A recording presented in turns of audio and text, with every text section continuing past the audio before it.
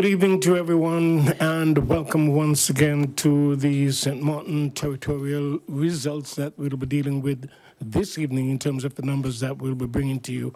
I'm here with two of my co-hosts, including my good friend Milan, who is joining us for the first time. He wasn't here with us the last time, but he's here to give us a full coverage in French for the benefit of our French listeners. So we have it all covered for you. It is brought to you by Radio St. Martin 101.5 FM. And of course, this is on the Facebook page.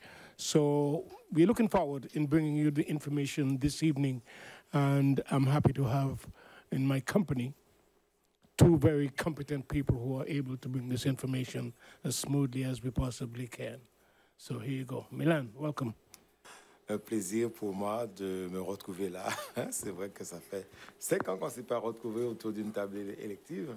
Donc, je remercie le Seigneur d'être là. Et merci de m'avoir accepté dans votre compagnie, Wendell. It's been 5 years, voilà. Milan. Ça fait déjà 5 ans. Ah ben, attends, les dernières élections qui étaient... ça fait 5 ans déjà. Donc voilà, c'est un plaisir pour moi d'être là et j'espère être un bon support ce soir. Yeah. Well, as for me, I'm Diamond Cat. Thank you so much for watching. And as Wendell stated, we are live on PJD2, 1300 AM. And we're also on 721 News Facebook page. And we are also on our Radio St. Martin Facebook. So, of course, we're here tonight to spend the night, this election night coverage with you, because we know you are breathless with anticipation. We know everyone wants to know. I don't know how you guys felt between last week's Sunday and today, but there was a lot of suspense. There was a lot of transactional politics, if you ask me. I felt like it was very transactional. A lot of things happened in less than a week. And I don't know how you lived it. But anyway, we will get into all of that tonight. We have a lot of things in store for you. Besides giving you the results, we are going to compare, analyze, you know, the trends, things we've seen since last week, things that happened over the past 2 years, 5 years, and as well as the election of 2012. So we have 2012, 2017, and 2022. Of course, the final results of 2022 will be known tonight, and we will, of course, be bringing that to you. Milan, you got to help us out here with a little bit of French to cover French listeners in particular. But according to the question posed by DK, what was the feeling, the temperature like after the results of the first round? Alors, la question était comment étaient nos sentiments après les résultats de dimanche dernier. C'est vrai que le deuxième tour est toujours sujet à tractation et parfois il y a des alliances qui pourraient nous étonner, hein, parce que la question est pourquoi ne pas avoir formé ces alliances pré-élection pour avoir une force en face de l'équipe sortante. Mais nous savons que c'est le jeu de la politique. Et c'est vrai qu'entre ce qu'on a entendu dès le dimanche soir, encore le lundi et le mardi, il y avait tellement d'informations contradictoires. Et finalement, on se rend compte qu'il y a 3 listes en présence, une liste au rassemblement qui a récupéré, on pourrait dire...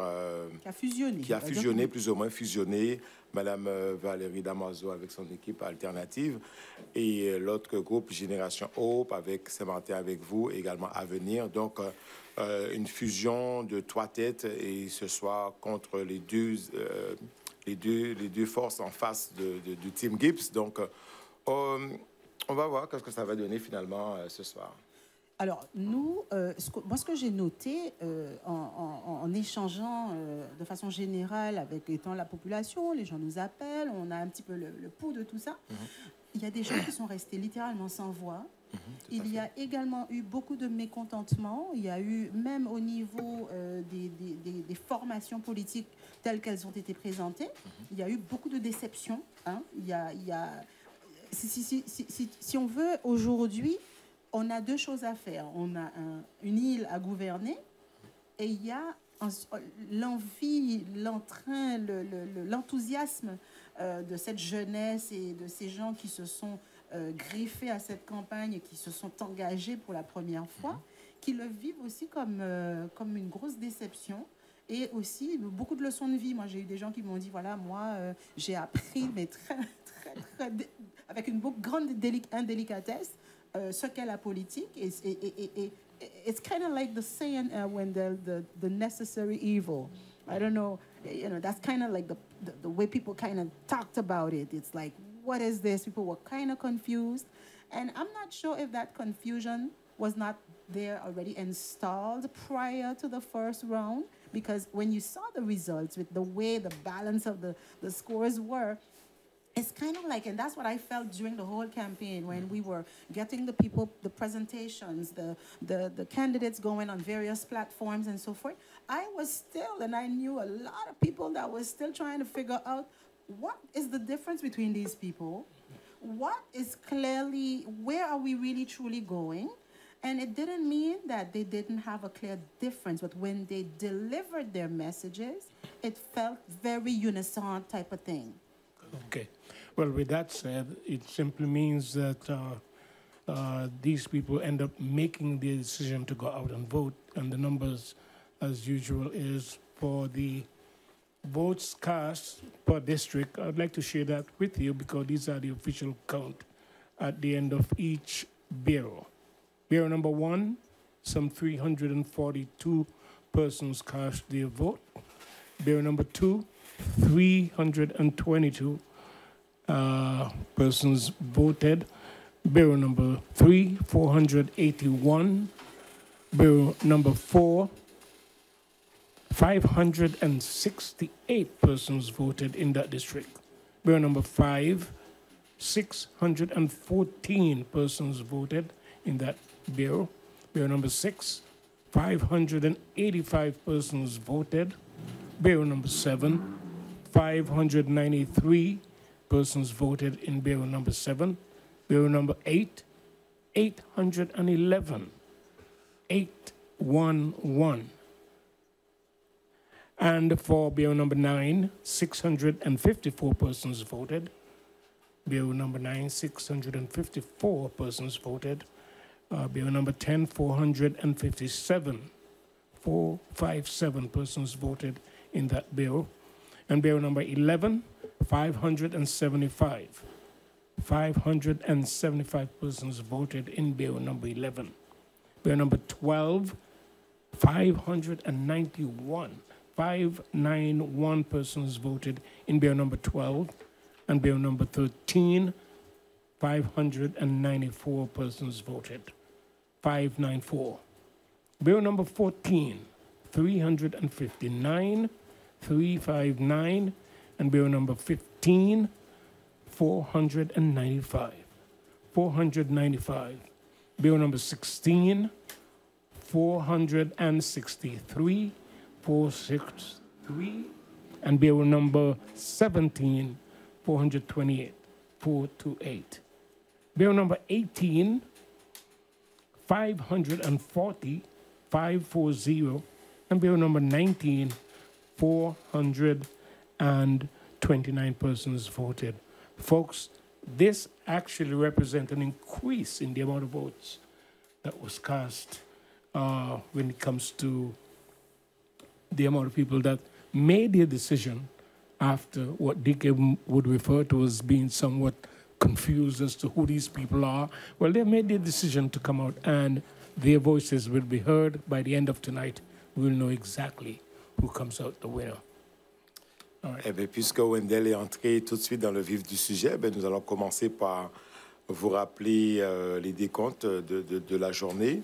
Donc, au bureau numéro 1, nous avons eu 342 votants. Bureau numéro 2, 322. Bureau numéro 3, 481. Bureau numéro 4, 568. Bureau numéro 5, 614. Bureau numéro 6, 585. Bureau numéro 7, 593. Bureau numéro 8, 811. Bureau numéro 9, 654. Bureau numéro 10, 457. Bureau 11, 575. Bureau 12, 591. Bureau numéro 13, 594. Bureau numéro 14, 359. Bureau numéro 15, 495. Bureau numéro 16, 463. Bureau numéro 17, 428. Bureau 18, 540. Et bureau 19, 429 ont voté pour un total de 9 901 votants, ce qui représente 52,14%, donc un accroissement de 6% à peu près par rapport au premier tour. So we do have an increase in the turnout. That is good news. I also noted, and we're going to have the boys, the crew that was outside all day bringing you the various happenings from various voting polling stations. They are going to tell us a little bit more about the atmosphere out there, the affluence, how many, how people went to the polls and how often and how the lines were long or not. So we're going to find that out in a few, but we do have an increase this week. Last week there was a few mishaps and people really committed to going early this time around, so it pays. And do you know, when I was coming to the radio this afternoon, what happened? There was an accident. And I left at 10 past 5, and at 5:20, I was like, oh my God, I don't know what's happening, and maybe this is gonna get, our show started late. And so I sent a message to the crew and everything, and I thought of the people, the last minuters, the people that would be going quickly, because it's soon 6 o'clock, because they wanna be in. But it's always the safest thing, the safest decision, the wiser decision is to go to the polls as early as you can. Of course, I made it at 8:30. 8:30 for me today. Yeah. So you were the first one in the room. No, it opened at 8 a.m. And I went there for like 8:30 because I wanted to have breakfast and all this good stuff. I had a date, Wendell. Come on. But anyway, I went and I did that, and it was very smooth, unlike last week. The bureau in which the station in which I voted, the setup was different. Something that did catch my attention last week when I voted, the isolators were facing windows, and the windows were all open. And it caught my attention. We didn't talk about it because, you never know. But when I made it there today, the isolators were facing a wall, and I was more comfortable with that, because you never know with people saying, who knows if there's a camera somewhere, because you're sworn to secrecy. And some people are clear with stating, obviously, if you are on a list and you are participating, you're contesting the election, of course you don't need to hide your colors, but it is always wiser to keep that a secret. It's a personal decision, and you can get judged, Wendell. I'm sure you know a little about that. You can be heavily judged and fined and badly perceived if you reveal who you are voting for. I have nothing to say about it. I just want to bring our viewers up to speed, our Facebook followers, those who are following the live stream, that we are just waiting to bring you the results as they come in. And of course, we have read out in detail the amount of persons that voted in each bureau. So we want to see how this is distributed. I'm sure that the eagerness, the feeling of where will we stand is rippling through this whole part of the country, which is in the north. But we will give you the information as soon as we find out how many people voted for, whether it's orange, whether it's yellow, or whether it's blue. So, DK, you voted blue, right? Oh, I don't ever reveal my color, and I generally make that decision in the actual isolator. I don't ever know who I'm voting for before I get there, until I get there. But I do want to remind the listeners and viewers, last week our participation rate after the first round was 46.39%. And this week, the close is 52.14%. And that is, c'est presque du jamais vu. I think it's been a while since the participation has been so high. On est monté à 50 et quelques % en 2012. Well, our production team has it all lined up for us. We're going to see what happened over the past 3 years, but I'm not sure what you guys want to do. Do you want us to go straight to that, or? Quelques mots en français quand même. Oui.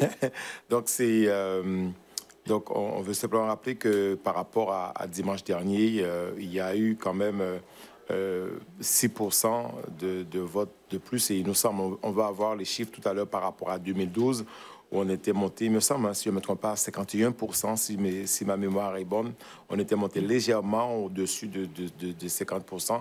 Et c'est vrai qu'en général, depuis quelques années, on a du mal à aller même au-delà des 50%, même à l'installation de la nouvelle collectivité. Quand on a voté pour l'article 74, il me semble qu'on tournait autour de 44%.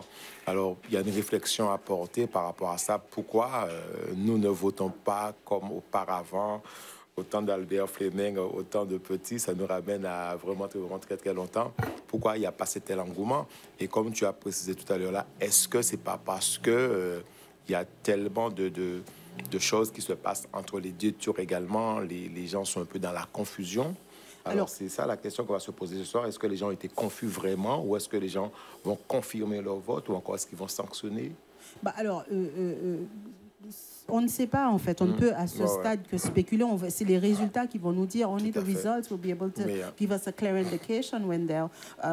With Bilan's question is, moving from a history of bigger participation, bigger implication in the democratic process. What happened? Why now we are kind of struggling to reach 50% participation rate? And this time around, the second round, we got to 52%, which is very good. But we do have to remind that last week, with the various mishaps and the courthouse and the computer bug that caused several people to be erased from the electoral list, all of this may have been corrected in that week. So it's really a good thing, which means the administration was able to adapt in a very short time. And they did say that last week a lot of people went to vote and couldn't vote. But that doesn't take away either from the fact that normally you would have an increase. Some people just wait on for the first round to see what would happen, knowing fully well that no one team would come away with 51%. And what they do for the second round, then they're more eager to participate, along with the other adjustment that you make reference to. If we can ask for the chart to be up, the comparative chart, let's take a look at what happened with a little comparison from 2012 to 2022. Now, I do have to explain, RSM was not in existence in 2012 and 2017. However, the scores of 2012 and 2017 are the scores done by head of list Louis Mussenton, who is then now the head of list of the RSM for 2022. So 2012, 670, so you see the landslide type of figures on the screen, with 4,137 votes for Team Gibbs back then, and 670 for the head of list Louis Mussenton back then. 2017, we have in 2012, I must remind that it was the Triple R that won, not Team Gibbs. I wanted to correct that rapidly. 2012, it was, c'est bien ça, hein, si ma mémoire est bonne. La Team Gibbs n'était pas là encore. La Team Gibbs a gagné en 2012, a perdu en 2012, a gagné en 2017.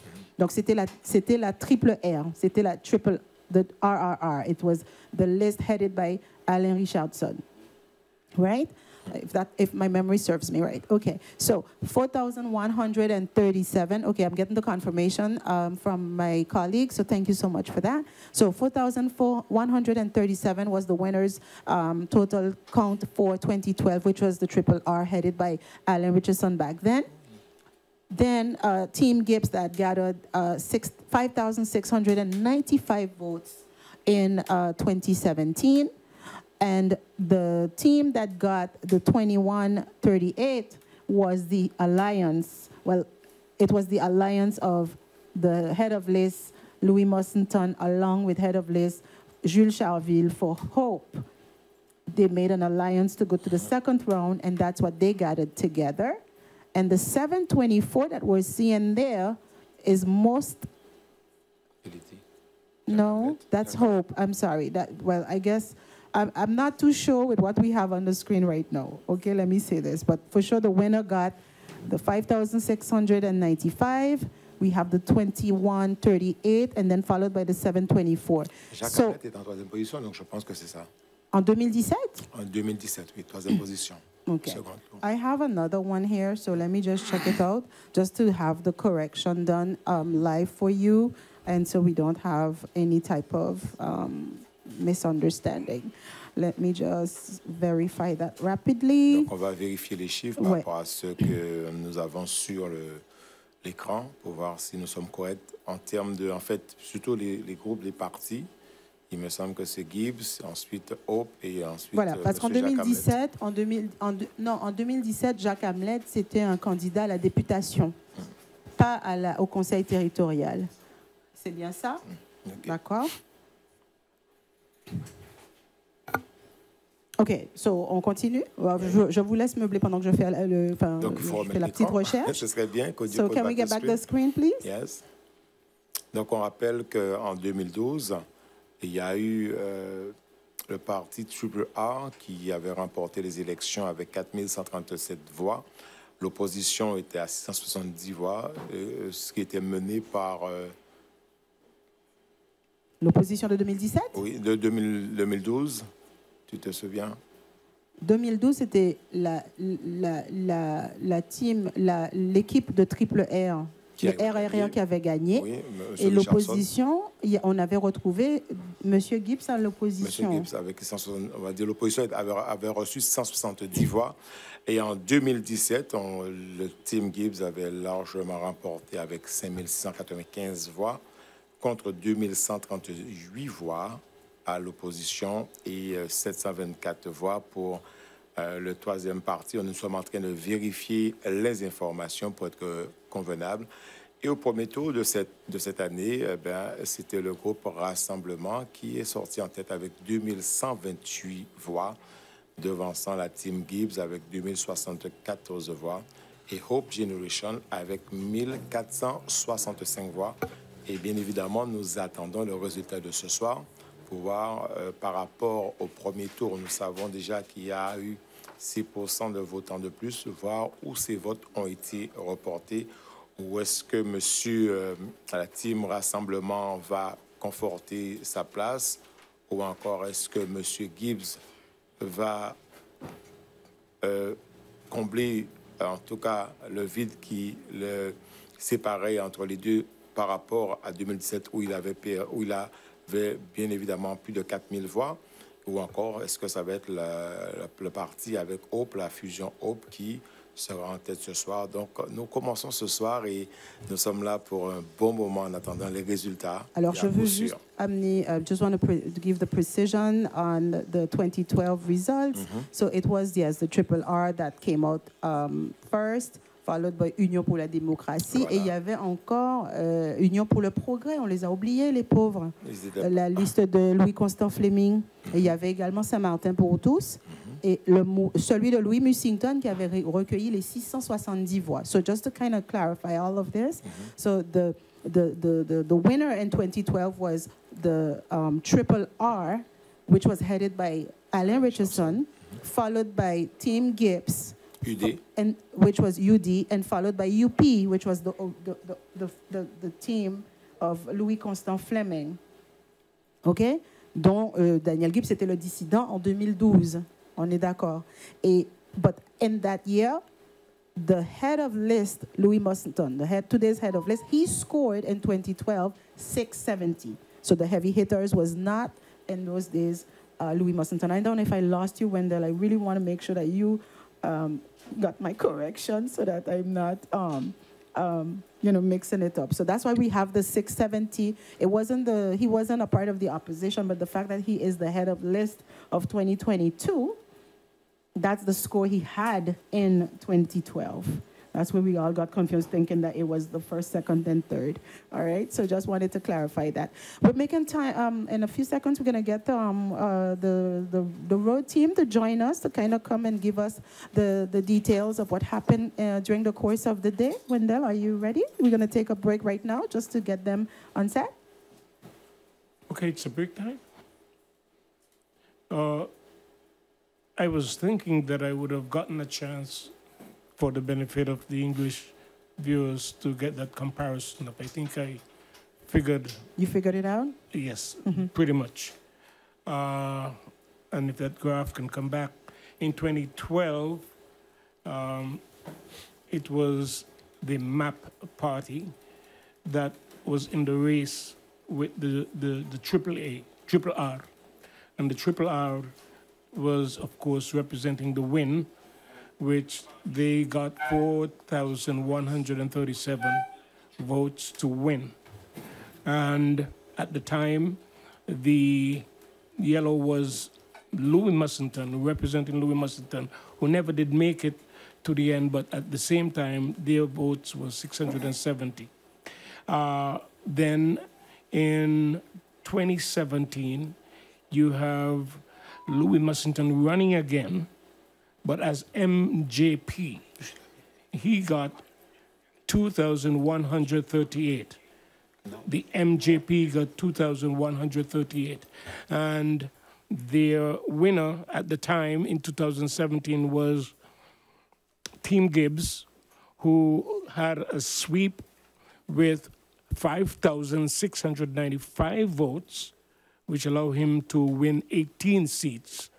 At the time, Hope ran, and they never made it to the final, but they were able to get some 724 votes, and that is exactly what happened in 2017.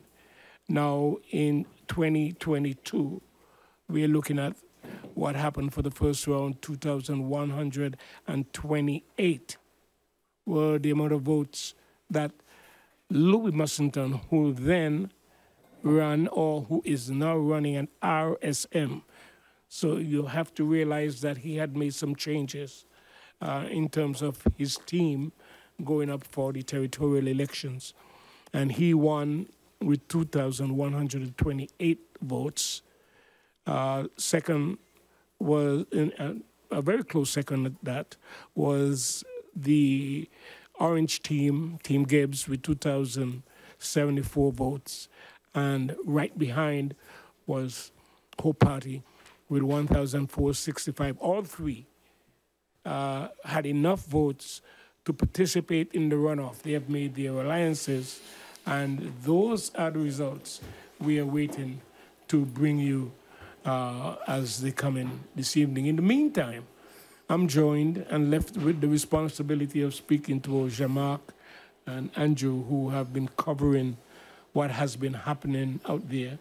And welcome, guys. What do we look like in terms of the preparation and the anticipation of the excitement expressed by voters? We notice that there has been somewhat of a considerable increase in the amount of persons who voted this time. Jean-Marc? Yeah, 52%. And I think that's, it's been a long time that we haven't crossed that 52% mark. In my area that I covered the Grand Cars and French Quarter area. Voting it wasn't as festive as last week. It was pretty, people straightforward came in, vote, left the voting hall. I mean, it was, it seems like people were decided on voting, and not much gathering until the beginning of the evening, when, of course, the polling stations were closing. Then people start to gather around the entrance, at least to find out, get the numbers, get the feel of the numbers that came in at their various polling station. What we saw an increase in all all polling stations, at least the 6 that I covered. There was an increase in voters, and people turn out. They turn out to vote. Andrew, what are your observations? I could imagine that with the figures showing that there has been an increase in just about most of the polling stations, and I'm being careful when I say most, because just maybe there might be some close enough. The anticipation, what was that like in the area that you covered? Yes, good evening, Wendell. It was pretty interesting compared to last week, where we had long lines. They had long lines at the area that I covered, which is La Savane. The collectivity was, well, they didn't have any long lines for the collectivity last week, and also this week. Today it was pretty slow. As far as Sandy Ground is concerned, it was no lines at that particular polling station also. So it was pretty somber today, if we had to put a name to it. But more people came out to vote. And what we did notice is that there were groups that were coming this time around, instead of single persons, families and friends. That's one thing we did notice. Well, let me suggest there that that could have very well been the teams orchestrating their votes to make sure they get them out. Because when you see the one-on-one trickle, yeah, it does mean that people are doing it all on their own. On their own, yeah. No, but you saw the supporters outside, and you see them, starting to flag cars and telling them, okay, park, okay, yeah, I hold a spot just for you, and they're walking inside. But one of my highlights for the day was the interview I did with a woman at the La Savane Cité Scolaire. I said it good? Cité Scolaire. Cité Scolaire, yes. At that particular polling station, where a voter, she voted, and when she came out, she noticed that somebody signed already on her name. And that caused her a big ruckus, if I could put it plainly, at the polling station. It was pretty much of a big deal for her, because she even accused the chairperson of,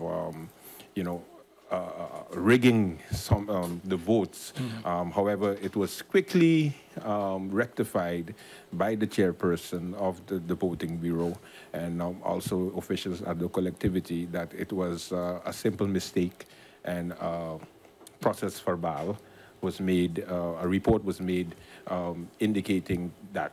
So it was just somewhat of a accident, a mistake, a human error, and it was rectified right away.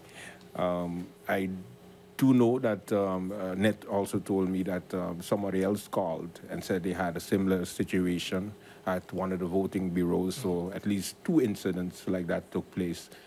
Different from last week's atmosphere of it being a situation whereby persons were taken off the list, and they had to go to the courthouse to quickly rectify that. And some were able to do so, and some weren't able to do so.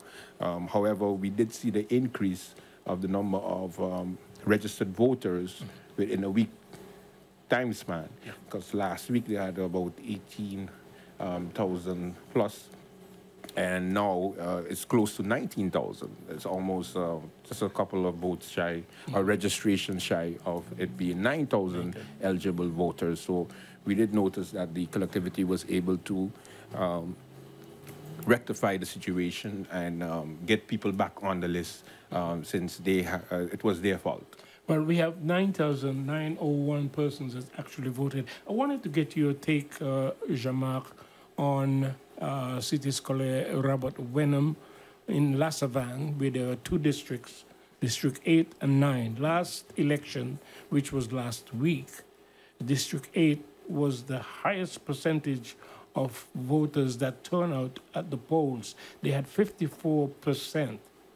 And now they are up with, there were, first of all, there was 725 persons that turned out in the first round in La Savane, district number 8.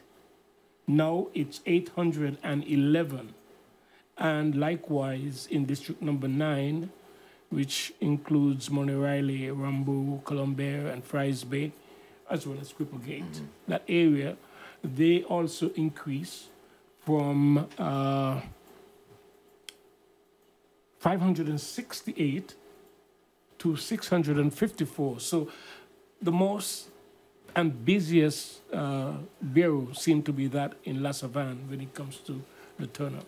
Yeah, well, that area, if you look at that area, you see that you get a big population of the grassroots St. Martiners that is coming out of those areas. You know, the Colombia, the Rambo, Peak Paradise area. So that proves that St. Martiners were basically interested in voting in these elections, because some of the bureaus, you know, you can tell by you know, the addresses where you get your votes from, and who votes in that area. There's a bureau, for example, in the Grand Cars area, which is Ailey Gibbs, where there you get the voters, or the registered voters are from the cul-de-sac, Orient Bay, Mont Vernon area, and you know that would most likely be European votes.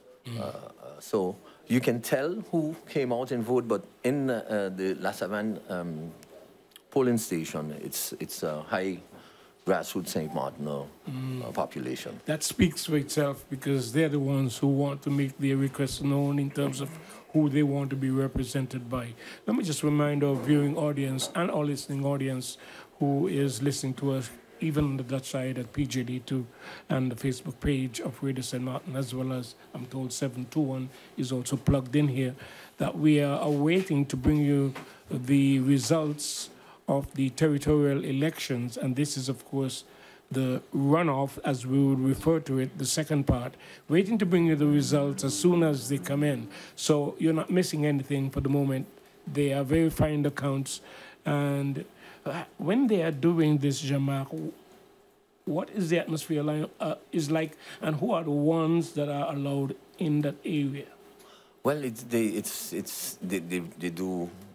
do count the bureaus first and then bring them down to the collectivity. Yeah. And there, you know, they run another count. They run another count. So yeah, for it to be verified. Yeah. And do you make reference to district number 1, which in fact I believe is our smallest? Is that our smallest district? Yeah, 826 eligible voters for that district. Well, if that is the registered voters, then it's not the smallest, but it seems to be the one with less activity. Is there a reason for that? Well, I think it has to do with the interest of the general population, particularly in that district. But it's always been that trend, Wendell, that we never see a high participation rate on that particular side. So I think it has to just do with the interest of the voter and them coming out to actually cast their vote. District number 1 actually covers the center of Marigot as well as Marine Royal. Businesses. And just for our listening and viewing public, the heads of list for the election city, Louis Moxonton of the RSM and Alternative, and we have Team Gibbs for Daniel, Team Gibbs, and Daniel Gibbs, our current president of the collectivity, and then we have Jules Charville with Generation Hope Alliance, and that is together joined by Avenir and SXM with you, St. Martin with you.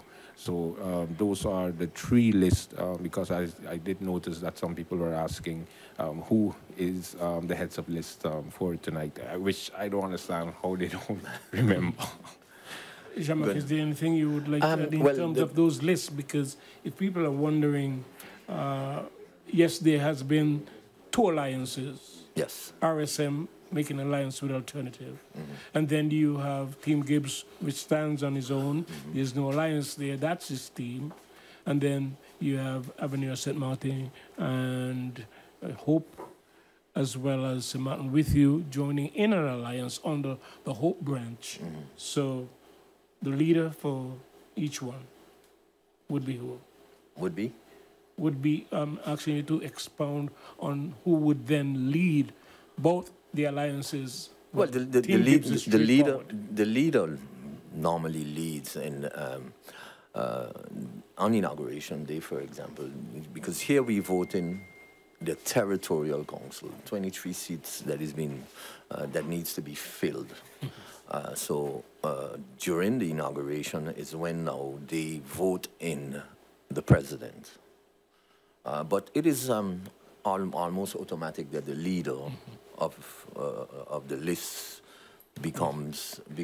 is nominated by his councillors and gets voted as the leader. Something interesting that I think would be helpful at this time before the numbers start coming in. What proportionate share would be awarded to the three group that are participating in the runoff? One wins by being in front with the amount of votes.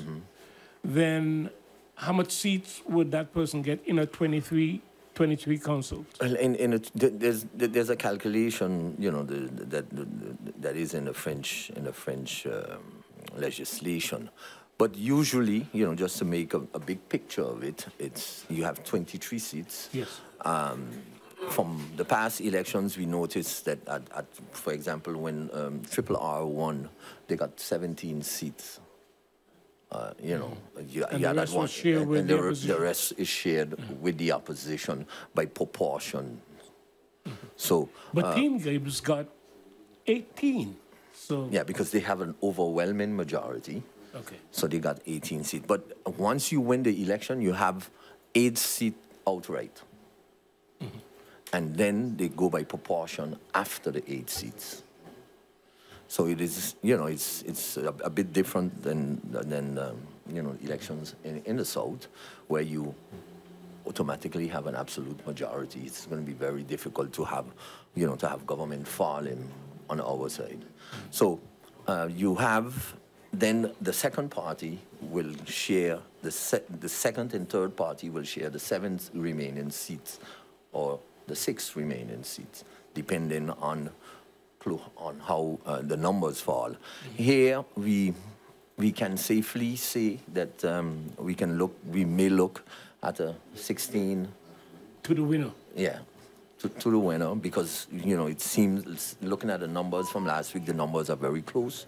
You know, it's 170-something votes and 54 votes difference between the parties. And based on the numbers that come in, we'll see how that trend will continue, so that we can make a better analysis. Because not because last week it was one way means it might be complete change for this time around. Because you know how numbers is, and as soon as the first set of numbers come in from the polling stations, then we'll see where the direction would go. Yeah.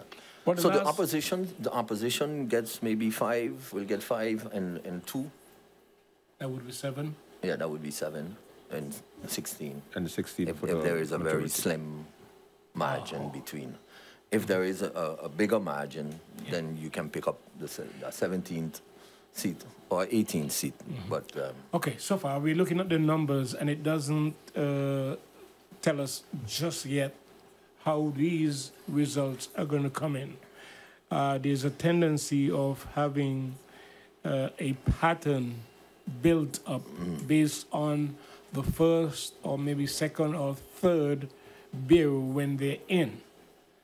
You feel that we will continue to trend the same way for this runoff? Because with that increase, it may signal that somebody might be a dark horse here. yeah, that's a good way of putting it. That's definitely a good way to put it. But here, you know, who will profit from this increase in votes? That's the magic question that we don't have an answer to as yet. Not yet. But I guess we'll see. I think we'll see a trend from the first Stations that come in. five bureaus, and especially, you know, the big bureaus, French Quarter, Sandy Ground. Then you'll start to see, you know, where this is going. But even, you know, last week, because the numbers were so close, you know, it shifted from one to the next, you know, from one party to the next in different polls. So we'll have to see. All right, just want to remind our viewing audience that we are awaiting the numbers as they come in.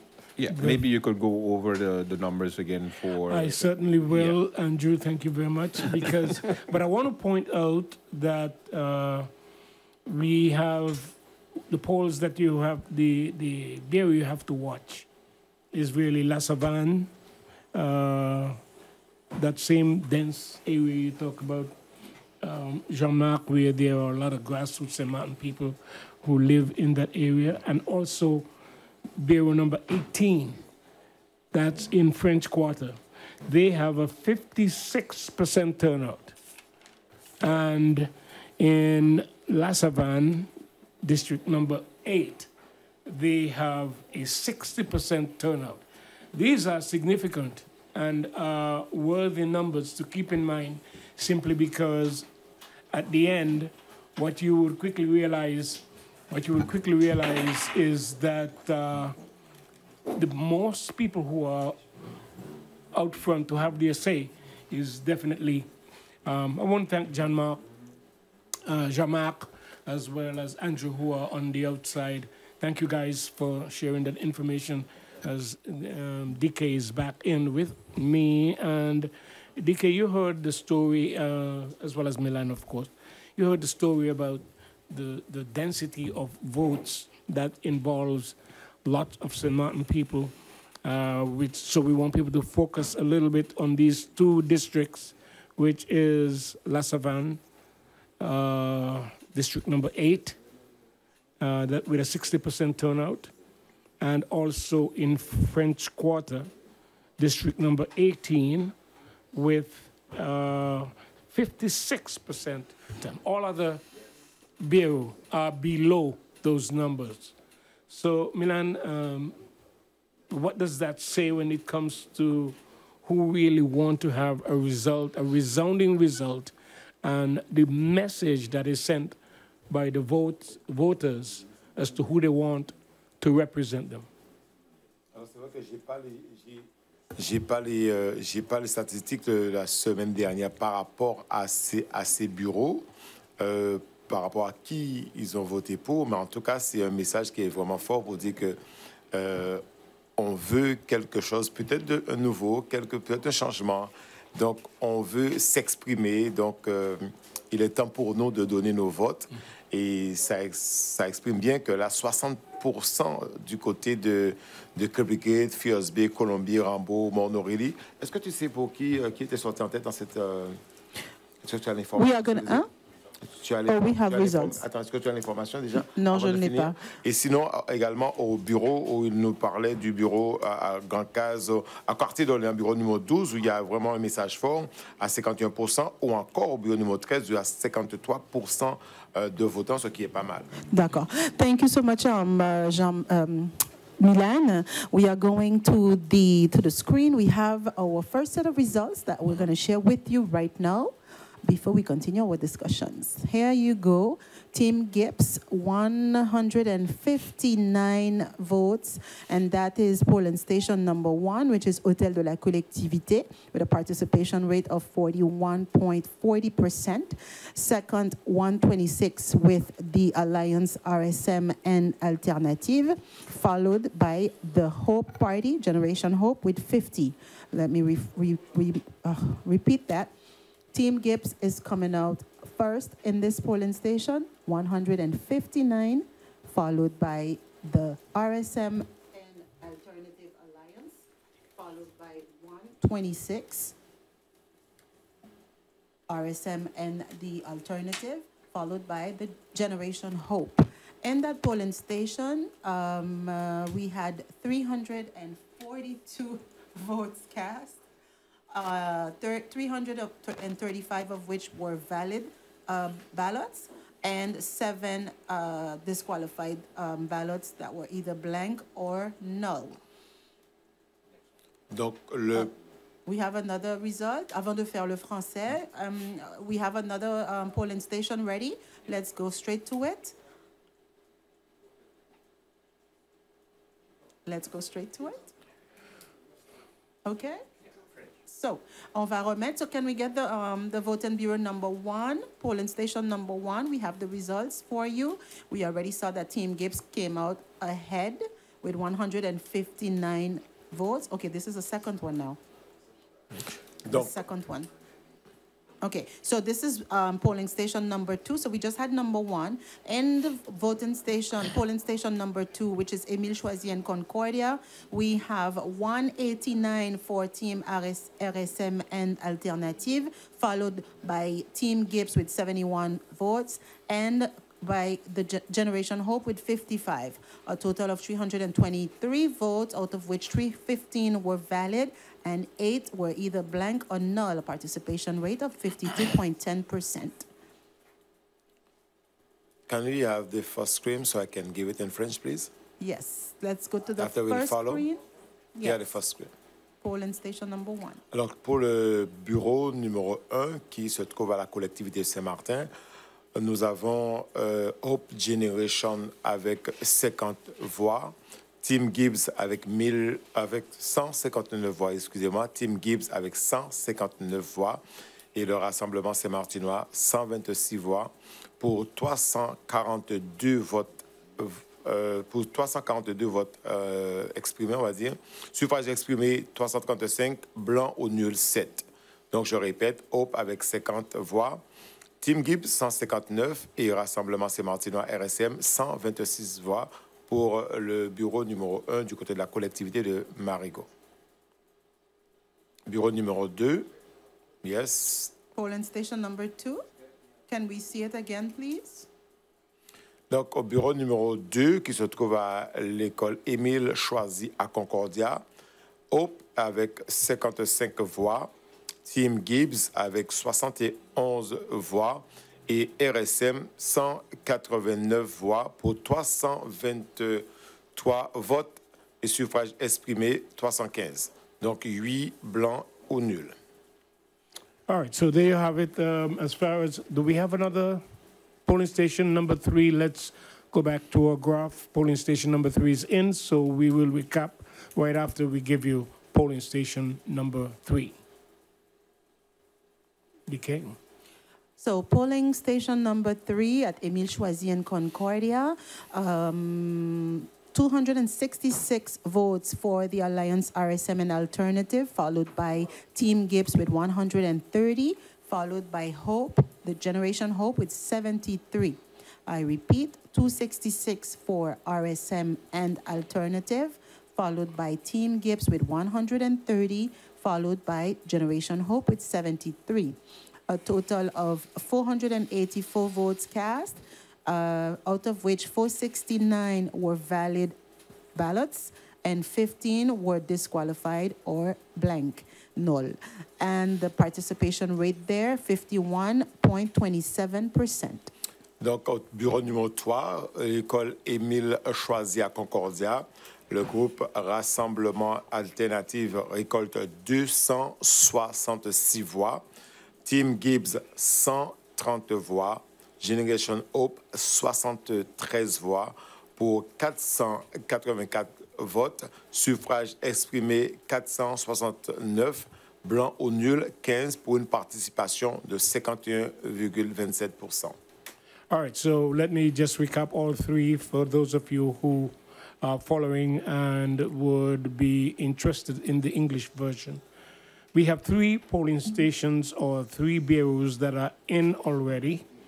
And thus far, polling station or the bureau number 1, RSM, is 126, 126.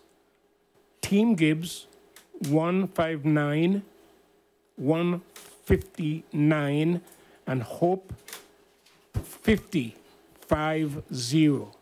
So Bureau number 1 was won by Team Gibbs with 159 votes.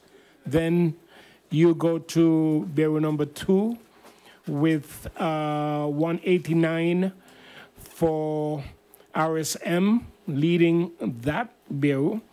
Team Gibbs with 71, 71, and 55 for Hope. Let's rush through the third one quickly because we have 2 more coming in. 266 in district or Bureau number 3 for RSM, 266, 130 for Team Gibbs, 130, and for Hope, 7373.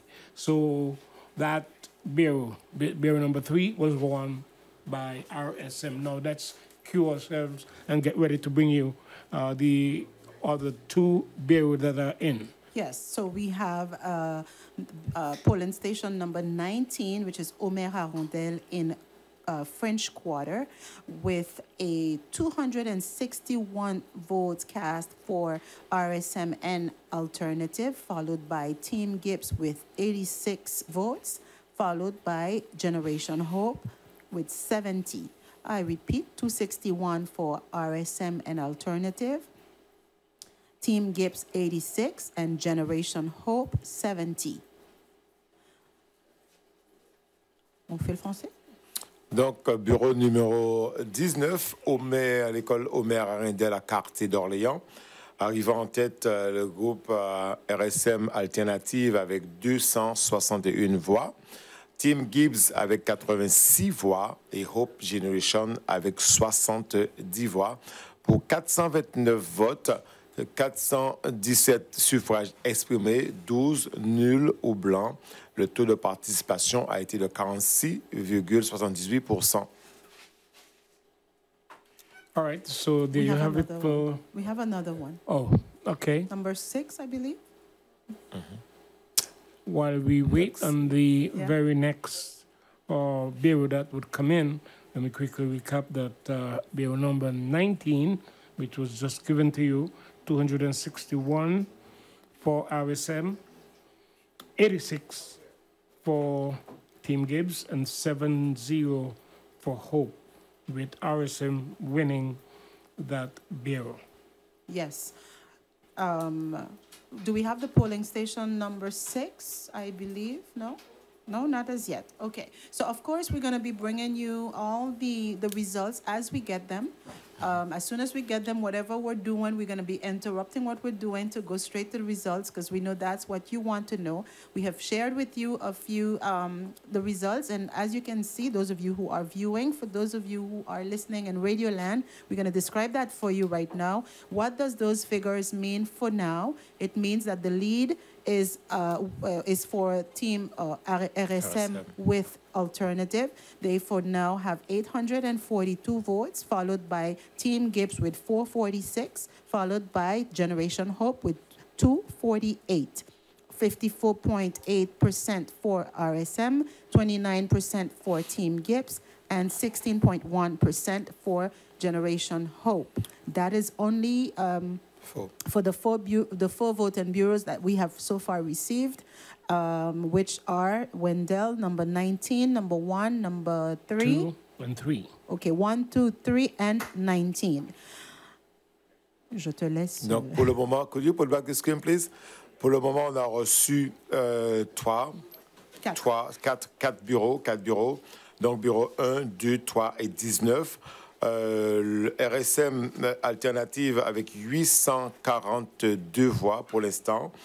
Team Gibbs avec 446 voix. Et j'ai Hope avec 248 voix. Donc, ce qui représente pour les 4 bureaux, 54,8% pour RSM, 29% pour la Team Gibbs et 16,1% pour Hope Génération avec 248 voix. Nous avons un autre bureau qui vient d'entrer. Le bureau numéro 10 est Milan. Je te laisse y aller directement. Donc, à l'école Ellie Gibbs, où nous avons le bureau numéro 10 avec la Team Gibbs 287 voix. RSM Alternative, 104 voix. Hope Generation, 55 voix. Pour 454 votants, suffrage exprimé 446, 8 nuls ou blancs. Le taux de participation a été de 52,89%. So there you have it, Wendell. Team Gibbs coming out ahead in that polling station, number 10, which is Ellie Gibbs and Green Cars, 287 votes, followed by RSM and Alternative for 104, and then followed by Generation Hope, 55. I keep saying Generation Hope because I don't see all the logos on the screen, but it's Generation Hope that encompasses Avenir along with Saint-Martin with you. So I just want to be sure that we all have that clear. Donc on va dire le groupe It's the, I keep saying, for me, because when I say Generation Hope, I feel like I'm encompassing everyone. I am including all of them. So we're moving on to the next results, which is polling station number 16, Hervé Williams in Concordia. 240 votes for RSM and Alternative, followed by Team Gibbs 146, followed by Generation Hope and its alliance 59. Total of 464 votes cast, out of which 445 were valid and 19 were disqualified. 54.4% of participation thus far. Le bureau numéro 16, qui se trouve à l'école Hervé Williams à Concordia. RSM Alternative, 240 voix. Team Gibbs, 146 voix. Hope, à la fusion Hope, à venir avec Saint-Martin avec vous, 59 voix. Pour 464 votants, exprimés 445, nul ou blanc 19. Le taux de participation a été de 54,40%. Nous passons à un autre bureau, il me semble.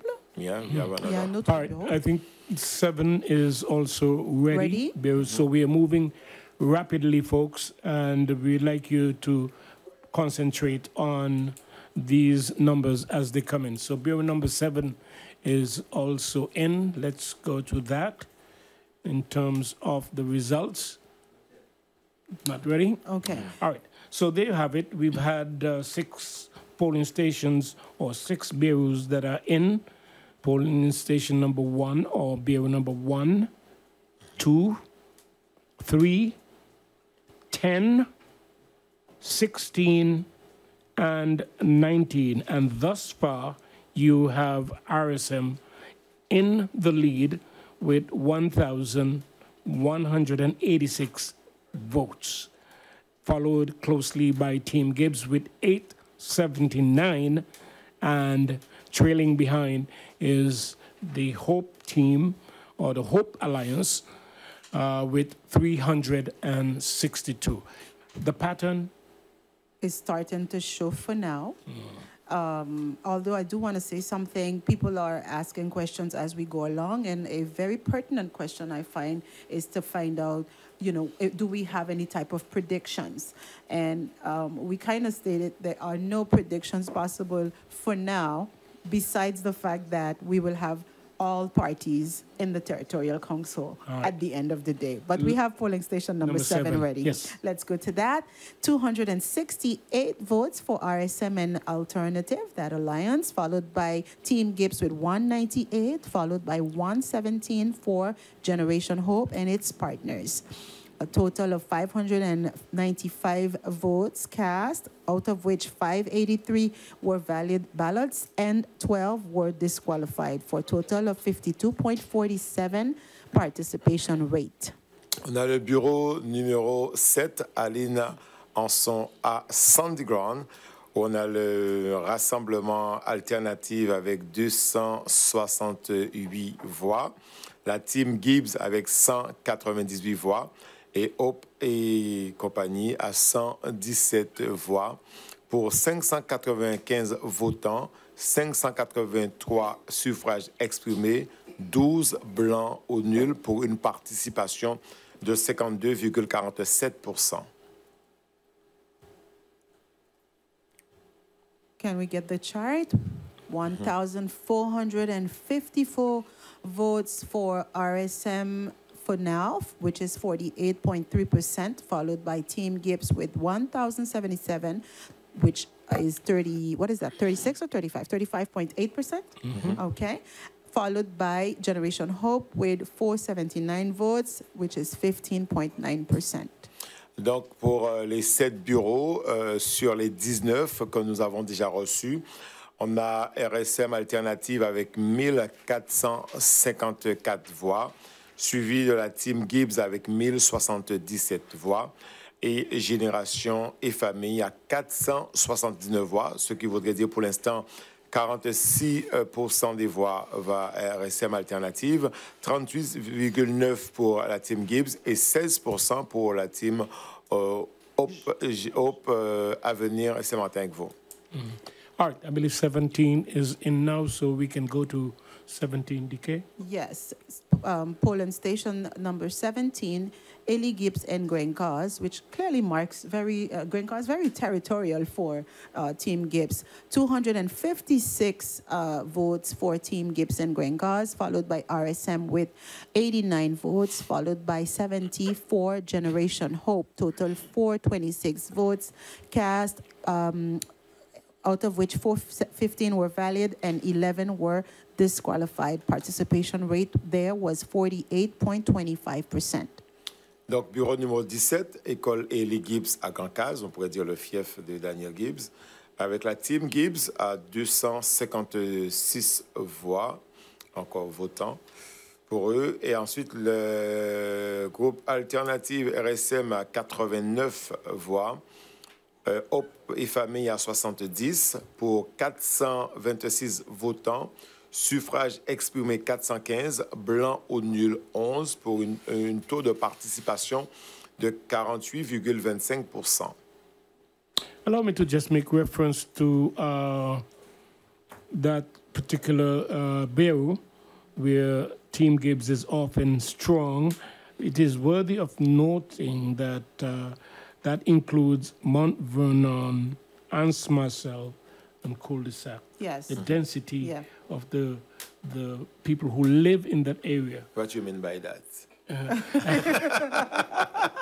Can I put you to the spot?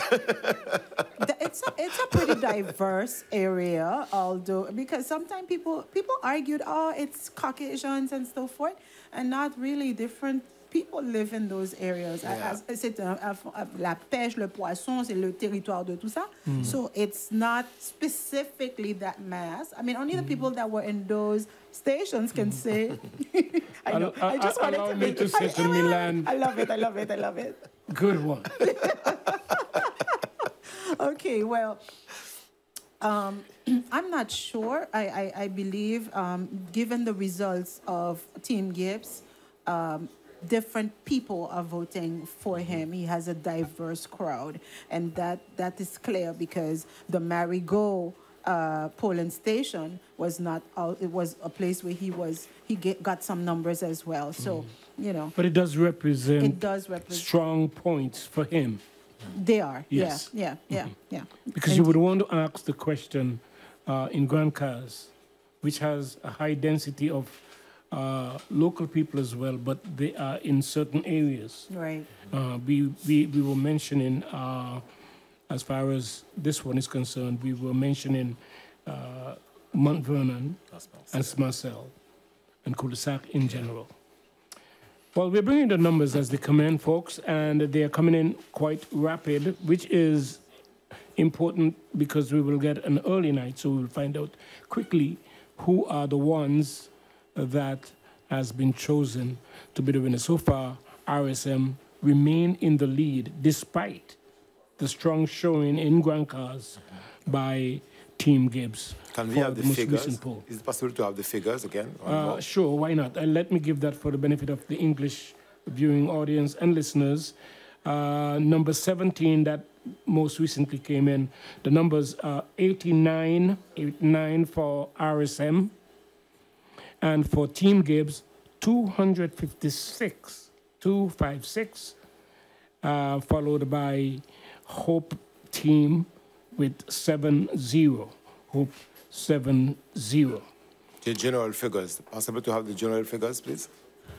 Yes, we're going to have the general figures up, where we've seen the pattern has been clearly being established for now, where RSM and its partner Alternative have gained some points there with 1,543 ballots or votes. And then you have the Team Gibbs with 1,333, followed by Generation Hope with 549. Donc, jusqu'ici, sur les 8 bureaux qui ont été dépouillés, sur les 19, nous voyons qu'il y a 2 groupes de partis qui se dégagent. RSM Alternative avec 1543 voix, suivi à peu près de 200 voix d'écart, 210 voix d'écart de M. Tim Gibbs, plus ou moins, avec 1333 voix. Et Hope et Famille à 549 voix, donc ce qui voudrait dire que Rassemblement Alternative à 45,1%, la Team Gibbs à 38,9% et Génération Hope et Famille à 16%. Merci beaucoup, Milan. Now we have 11 in. So you go ahead, DK. 11 is in. 11 votes in polling station number 11, which is Ghislaine Rogers in Green Cars. That is a win for RSM and Alternative with 259 votes, followed by Team Generation Hope with 155, followed by Team Gibbs with 149, a total of 574 votes cast, out of which 563 were valid and 11 were disqualified, with a participation rate of 48.69%. Donc là, on a le bureau numéro 11, Ghislaine Rogers à Grand-Case, Rassemblement Alternative avec 259 voix, Hope et Famille à 155 voix, suivi de la Team Gibbs en 3e position avec 149 voix pour 574 votants, 563 suffrages exprimés, 11 blancs ou nuls, ce qui représente un taux de participation de 48,69%. I want to make note of district number 11, which is also in Grand Cars, having 2 bureaux. I'll give the numbers 259 for RSM, and DK smiling, 149 for Team Gibbs, and 155 for Hope Party. That particular area covers Esperance, Petit Plage, and center of Grand Cars. See the dynamics? Oh, you wanted We to get prove you. that point, Wendell. We get you, Wendell. Il We va pas get nous you. laisser être neutre ce soir. No neutrality for me. As well. So this is interesting because now you're seeing Team Gibbs doing some steps up the ladder, which suggests that they cannot be counted out just yet, although RSM remain in the lead. So we're bringing in the numbers, and they're coming in quite rapidly. Here is number 6. Number 6 and number 4. So we have 2 more polling stations or 2 more bureaus coming in. Let's go to DK. So polling station number 4 with Hervé Williams in Concordia. RSM comes out first with 271 votes, followed by Team Gibbs with 195, followed by Generation Hope with 78, a total of 570 votes cast, out of which 544 was valid, and 26 were disqualified with a participation rate of 52.35%.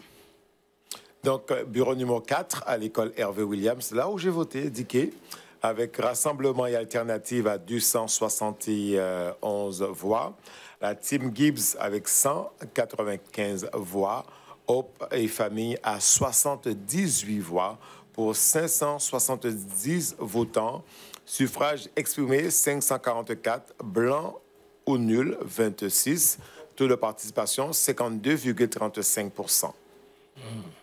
We're going over to the polling station number 6, I believe. Yeah. Okay. All right. Well, again, there is a pattern when it comes to, and people should know where these polling stations are actually located. That most recent one, which is won by RSM, is in Spring Concordia. Right. Are you saying that the popular districts seem to be having a trend with regards to their kind of vote or how they're voting? It's pretty clear versus the areas that are a bit more diverse? It does show who they favor. Okay. And that is safe territory. It doesn't suggest anything more. Let's go to yeah. Number 6? Yeah, go we're ahead, ready for BK. number 6. Eileen, also, no, that's my voting view. Milan.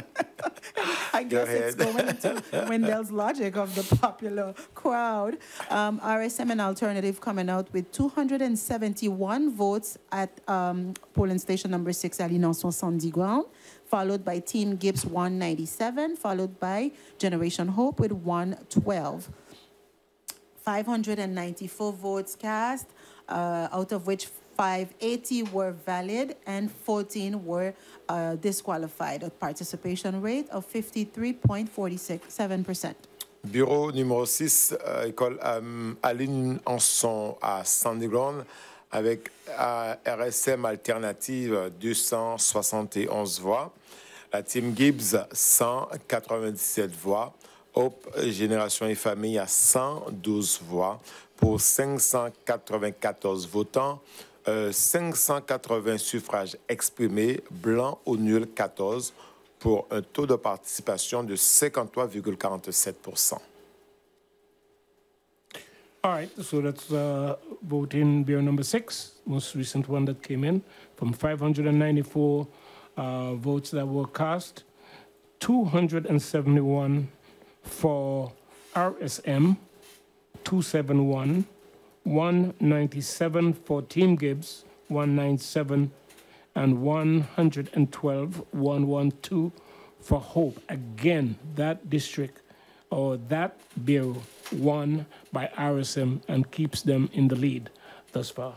I don't know if we have a comparison chart ready with regards to how the growth, I'm not sure if you're seeing it, Wendell, but I feel like there's growth. All parties have grown in numbers. Some of them have lost, but when you're looking at the RSM and Team Gibbs in areas where they had whatever the results were, this week they have a better number for them. Do we have the recap of all the? Yeah. So thus far, we have 2,344 votes for RSM and Alternative with 45.9%, followed by Team Gibbs, 1,874, which is 36.7%, and followed by Generation Hope with 894 votes, 17.5%. I did not remind you that the registered voters, the number of registered voters is 18,990. Okay, that's what we were expecting, and we know that we are 52.14% of turnout or participation rate. Donc là, nous avons les résultats sur les 11 bureaux sur 19. Nous avons RSM Alternative avec 2344 voix, suivi de la Team Gibbs avec 1874 voix et Hope Génération et Famille à 894 voix. Donc ça, c'est pour les 11 bureaux sur 19 pour 18 990 personnes qui étaient appelées à voter aujourd'hui. Et nous vous rappelons que 52,14% ont exprimé leur vote. Well, there's a clear indication here that, and if this pattern follows or continue for the remaining, let's see, we have 11 bureau in at the moment, so we are awaiting. How much are we awaiting? Eight more. If this pattern continues, seems like there might be a comfortable lead for RSM for those who are interested in predictions, but we still cannot hold to our predictions until the figures in all of the bureaus are in, then we will be able to determine who, in fact, is the winner. DK, thus far, RSM still in the lead. Yes, and I'm there wondering what is the atmosphere in those headquarters right now, to be honest, Wendell, because the tension and the pressure, and I spoke to a few of them, all sides, and everyone was under pressure and, couldn't tell how the voters would swing. How is St. Martin going to decide tonight who will be the next majority in the Territorial Council, and what type of governing style we'll be facing, what type of stressors are we going to have on the floor of the Territorial Council? And to be honest, I can only imagine, because you can't exactly bank on victory for now, because you still anything can still happen. And RSM was criticized for that last week, because they went up, because they came out ahead. But when they came out ahead, it was only with about 53, 54 ballots. Therefore, people were like, that is not a victory. What are you shouting for? Because though the campaign was about, and if you listen to Team Gibbs, they're like, everyone is against Team Gibbs, everyone wants them out, etc. That's how they felt, that's how they expressed it on the trail. But in the end, he was a hard act to follow, or a hard cookie to break, because he's still the second in this race for now. I'm glad you brought that up, because having been around some of these headquarters in the past following the elections on both sides, usually when the numbers are big for the winning team, they would be shaking their fist. I could imagine that that might be what you're experiencing at RSM, and Team Gibbs is being a little bit more cautious as they approach the other bureaus. Milan, it seems like they are anticipating a little bit more, but so far they are doing very well. They are doing pretty well. Qu'est-ce que t'en penses, Milan? Oui, en tout cas, bon là, je pense que la Team Gibbs est toujours dans la course, dans la mesure où c'était l'équipe à battre, et pour le moment on voit qu'en deuxième position, avec pour le moment 500 voix d'écart, bon, tout est possible jusqu'à la fin, parce qu'il reste encore 8 bureaux, donc nous allons attendre voir qu'est-ce que ça va donner ce soir, mais en tout cas la Team Gibbs est toujours présente. Bureau number 12. Go right ahead. We have Bureau polling station number 12, Elian Clark in French Quarter, with 274 votes for RSM, followed by Team Gibbs with 164, followed by 147 for Generation Hope. A total of 591 votes cast, with 585 valid votes and 6 that were blank or null/disqualified, a participation rate of 51.98%. Donc, bureau numéro 12, École Elian Clark avec RSM Alternative, 274 voix. La Team Gibbs en deuxième position avec 164 voix. Hope Génération avec Famille à 147 voix pour 591 votants. Suffrage exprimé 585. Blanc au nul 6. Taux de participation 51,98%. Well, again, I have to make reference to the area where these votes have come in, DK. A very strong point for not only RSM as it stands alone, but also for its alliance, which is alternative. Yeah. I'm not surprised by 274 votes cast in favor of that alliance. And then you have Team Gibbs with 164. And also, one of the team in the Hope Party has done very well over in French Quarter as well, and it's showing here as well, 147. They are yet to win a bureau, DK. So I'm talking about Hope. So it's a clear race between, for now, between RSM and Team Gibbs. But I'll say this for you, Wendell. Look at the chart. You have yellow coming up on top, which is for RSM, headed by Louis Mossington, followed by Team Gibbs, headed by Daniel Gibbs, and Generation Hope, headed by Jules Charville. That was the pattern of last week as well. So we're not sure if people just basically confirmed their choices, or if anything played with the additional votes that we had. And you've said it earlier, some people choose to wait for the second round to actually participate because they want to have an actual trend, etc. But a lot of people also stated that they were not going out to vote. People stated it clearly, especially on social media. I voted for the first round and I'm not voting for the second round. And, you know, the undecided is still very high in St. Martin. So it was a mistake, do you think, for the political parties and the alliances playing the numbers for the first round? Because many of the decisions were taken based on the numbers.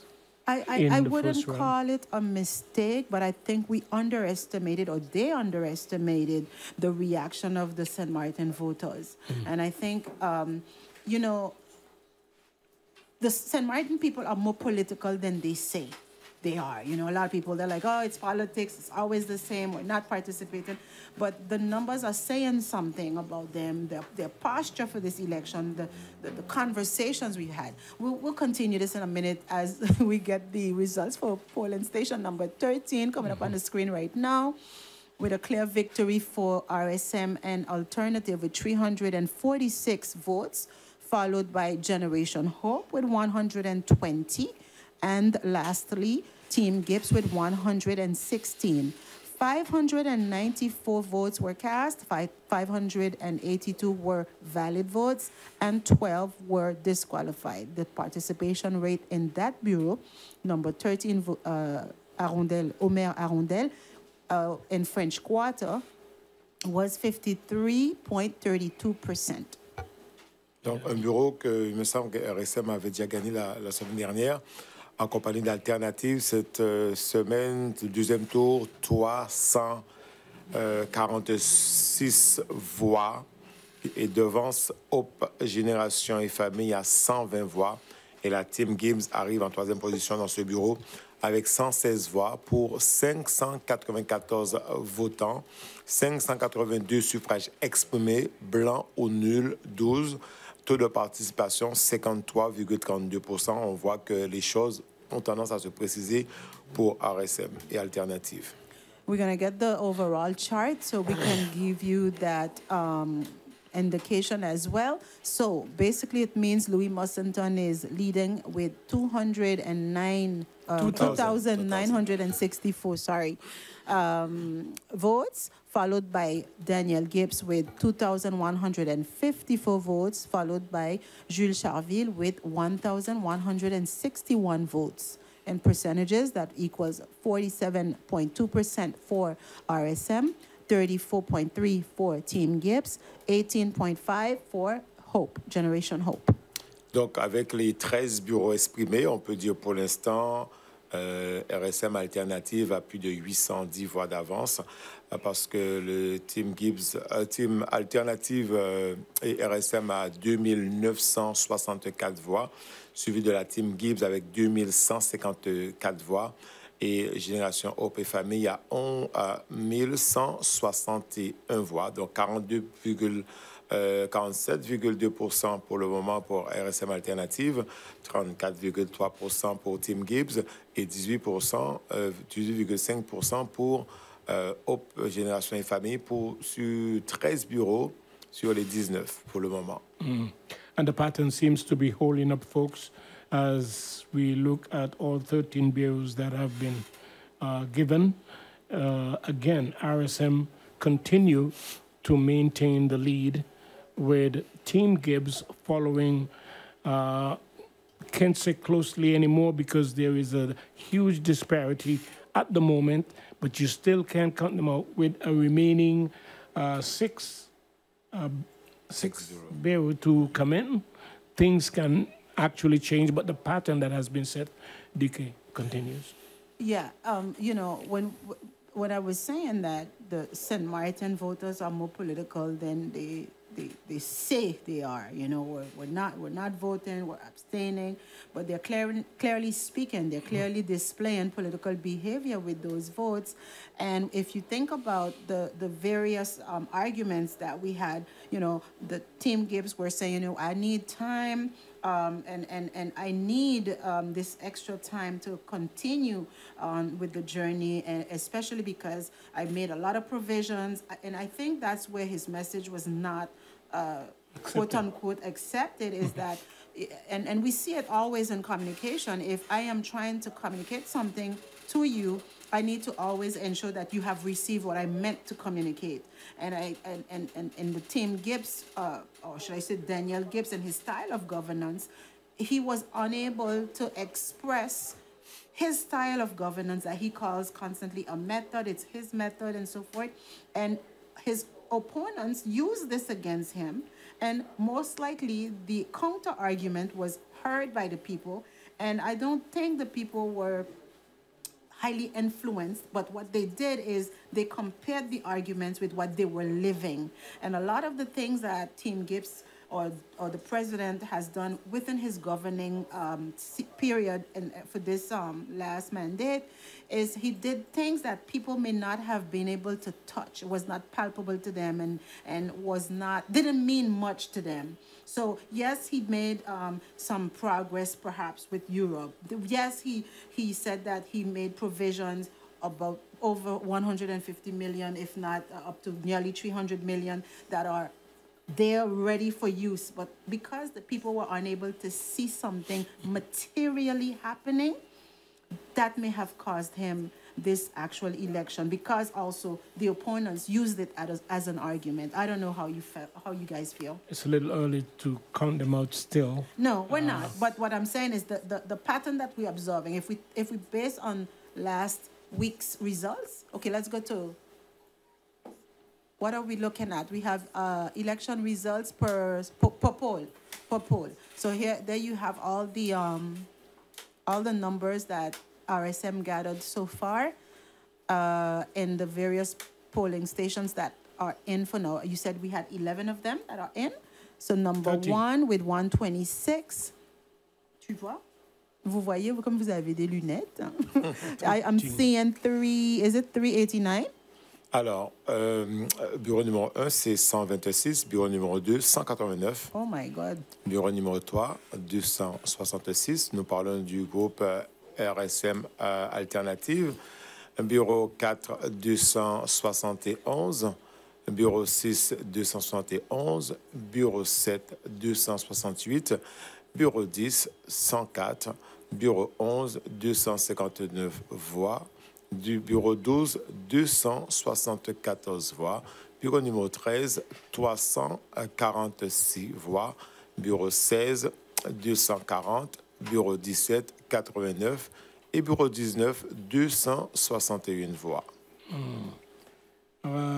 Bureau number 17. That's the performance of RSM and Yes. Alternative for the second round of this election. And the lowest amount of votes is in Bureau number 17, which is in Grand Cars. A strong point for, of course, Team Gibbs, as well as Hope, because in that particular area, Hope got quite a lot for the second Bureau in Grand Cars, whereas RSM, who has been leading in most of the polls, had a low amount, which was 89. They have not gotten anywhere beneath 100, except for in Grand Cars, where Anse Marcel, Mount Vernon, and Cul-de-sac, they don't favor those persons. Now let's look at Team Gibbs and his showing in Bureau number 1. He got, let's see, 159. 159, bureau numéro 1. And bureau number 2, 74. 71. I'm sorry. You better do that. You have better eyes. Bureau numéro 3, 130. Je recommence. Donc, bureau numéro 1 pour l'équipe Team Gibbs, 159 voix. Bureau numéro 2, 71. Bureau numéro 3, 130. Bureau numéro 4, 195. Bureau numéro 6, 197. Bureau numéro 7, 198. Bureau numéro 10, 287 voix. Bureau numéro 11, 149. Bureau numéro 12, 164. Bureau numéro 13, 116. Bureau numéro 16, 146. Bureau numéro 17, 256. Et bureau numéro 19, 86 voix. Donc voilà pour les bureaux où les votes ont été exprimés pour le groupe Team Gibbs. Et nous allons voir, we're going to see the one for Hope, Generation Hope and its performance. Génération Hope, next. If we get the slide for Generation Hope, go ahead. Donc, Génération Hope, bureau numéro 1, ils ont obtenu 50 voix. Bureau numéro 2, 55 voix. Bureau numéro 3, 73 voix. Bureau numéro 4, 78 voix. Bureau numéro 6, 112 voix. Bureau numéro 7, 117 voix. Bureau numéro 10, 55 voix. Bureau numéro 11, 155 voix. Bureau numéro 12, 147 voix. Bureau numéro 13, 120 voix. Bureau numéro 16, 59. Bureau numéro 17, 70.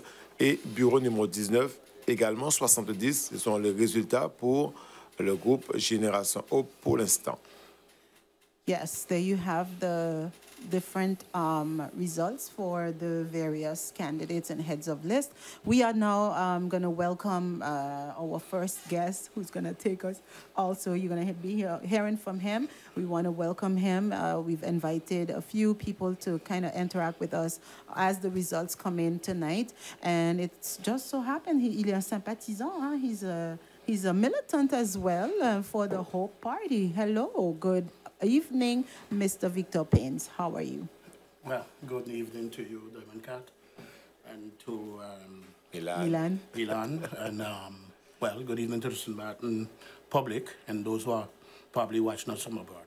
Yeah, I'm so happy you're here because did you discover the results thus far that the Hope Party is right now at position 3? Did you hear it on your way coming? Were you listening, or you're finding out? I'm finding out right now. We're the one telling you. No, I haven't had the opportunity to get results in. When I left what I was doing earlier and prepared to be here, it was an accounting process, and well, just now discovering that results for a few voting precinct are already in. Yeah. For now, we're seeing the pattern. The RSM is, for now, leading. Of course, we haven't gotten the rest of the polling stations, and this can swing anyway because of how close the race seemed to be on round 1. So we're going to wait and see what happens fully by the end of the night. But for now, if we were to kind of stick to the results that we have now, we have a lead, which is RSM, and clearly the second is Team Gibbs. Generation Hope, with that alliance and that formation of Avenir and St. Martin with you, with the hope that they would score the same numbers in the first round in order to be able to even overthrow the RSM. When I say overthrow, you know what I mean, kind of get them out of the roads and get in front, or get ahead. Do you think that strategy was a good one? Well, if we have maybe about, let's say about 75% of the result in, you can already say, okay, that's a trend that will remain. And well, as I'm discovering with you tonight, as the coalition Generation Hope, St. Martin avec vous, and Avenir St. Martin, if they are right now, where the Congress is concerned, in third position, we must begin to conclude that something went wrong with the people's perception of what type of alliance or how it was made or who were the protagonists in it, and that it didn't work out well for the alliance. We must conclude. You must be honest enough to be able to make that conclusion. If you leave from potentially number one on the on paper to fall number three, then you need to seek and find out what is wrong. But you're a Hope member, Mr. Paynes. What have people told you when you were outside, trying to gain trust and getting, mobilize people? Well, there's one thing that we must take into consideration. The type of elections that we have, and I was listening to 101.5, and at the beginning of the interview, I didn't hear it come out yet from those who were commentating. This election of 2 tons is not actually appropriate for the way how political groups are constituted in St. Martin. I must say, and this is my analysis from being, involved in the politics and also the political analyst on a sister station. I do think that the electoral laws that are present at the level of the French Republic, where local elections are concerned mainly, are geared to answer to an issue, or you use that word a lot, a problematic, I don't like it, that exists in France, but not very much in the Caribbean. What are you saying, Mr. Paynes? You're saying that our electoral process, the way we are conducting it right now, for the setting of our collectivity, should be a different format? Yeah, should have a different format. But if that were the case, or you think then kind of like making it closer or very similar to the southern side? Actually, it could be better for us if we adopt something that is similar to the southern Well, side. in that case, we would more have a race of personality and political seduction, don't you think? No, absolutely not. I didn't say do exactly the same. Okay. I said similar. Okay. All right. So, but to continue with the explanation, the French Constitution, as we know it is today, and a lot of laws are derived from the Constitution of 1958, considers political parties. And we all know around this table, you had the Communist Party, you had the Socialist Party, you had the extreme right, extreme left. We're getting a signal. Mr. Paynes, give me a little second for me to get the collectivity. We're going live to the collectivity. Something is happening. All right. We are finding out like you, viewers. And, of course, thank you for watching and choosing Radio St. Martin for this election night coverage. But that's what's going to happen. As we get movement and numbers, results, we are going to put it in for you. Okay? Let's go to it. Ready? Welcome, viewers. We are at the collectivity of St. Martin, Jay and myself. This is the atmosphere at the collectivity of St. Martin, Bureau number 1, and now, of course, the main voting bureau. Jay? Well, yes, we're here live, just to, when we walk in, like a somber atmosphere. Yeah. Not much chairs, but here, when on the screen, when the numbers came up, a few minutes ago, you had that flare of people that were happy and clapping for RSM, who appears to have the lead for now, and I think it may also be confirmed. Yeah, based on the number of polling stations that came on so far, we see that there is an increase for RSM / alternative, and the crowd here, you can see it's a very diverse crowd. Not too much T-shirts or anything from the different parties, but there are spectators here at the collectivity, and it's kind of interesting interesting to see. Just to give you an idea, we'll go to that shot in a while. But Jay, we haven't seen any of the politicians here. Well, at the entrance when we came in, I saw President Gibbs and some of his team at the entrance there discussing, waiting on the results. I saw the deputy player that just walk in also. So people are trickling in at the collectivity. They set the stage for the speech. You can see just behind us. They set the stage for the speech of the winner that is going to come up on stage and do his victory speech this evening or tonight. They're still counting. I went in the main voting bureau there and they are counting the votes. I don't know if we get a recount with that lead already that RSM have. I was predicting a shorter lead, but we've seen here that the people have spoken, many of the various polling stations that are in, and we see the trend yourself. Yeah, and just to give you an idea, to give you a little indication of what's going on, let me walk a little bit and show you the people here.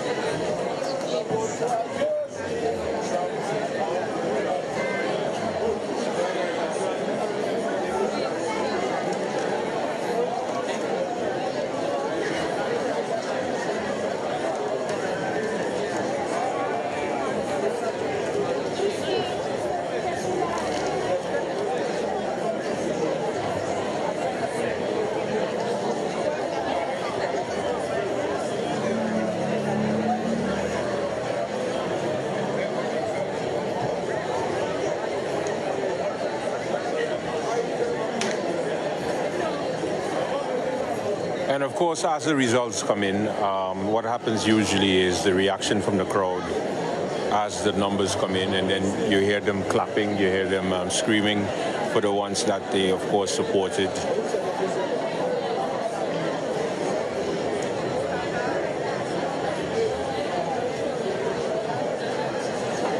So this is the scene right now for the collectivity at 8:47. That's 8:47 p.m. and it's getting crowded. More and more persons are coming in and gathering in front of the collectivity.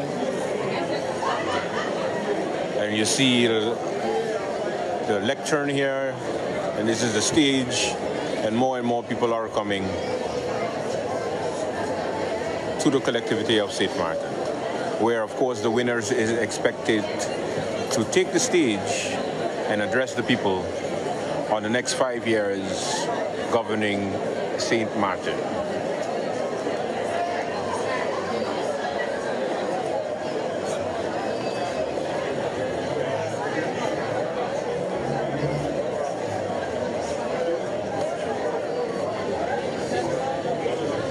So stay with Radio St. Martin as we continue to bring you highlights of what is happening here for the elections for 2022.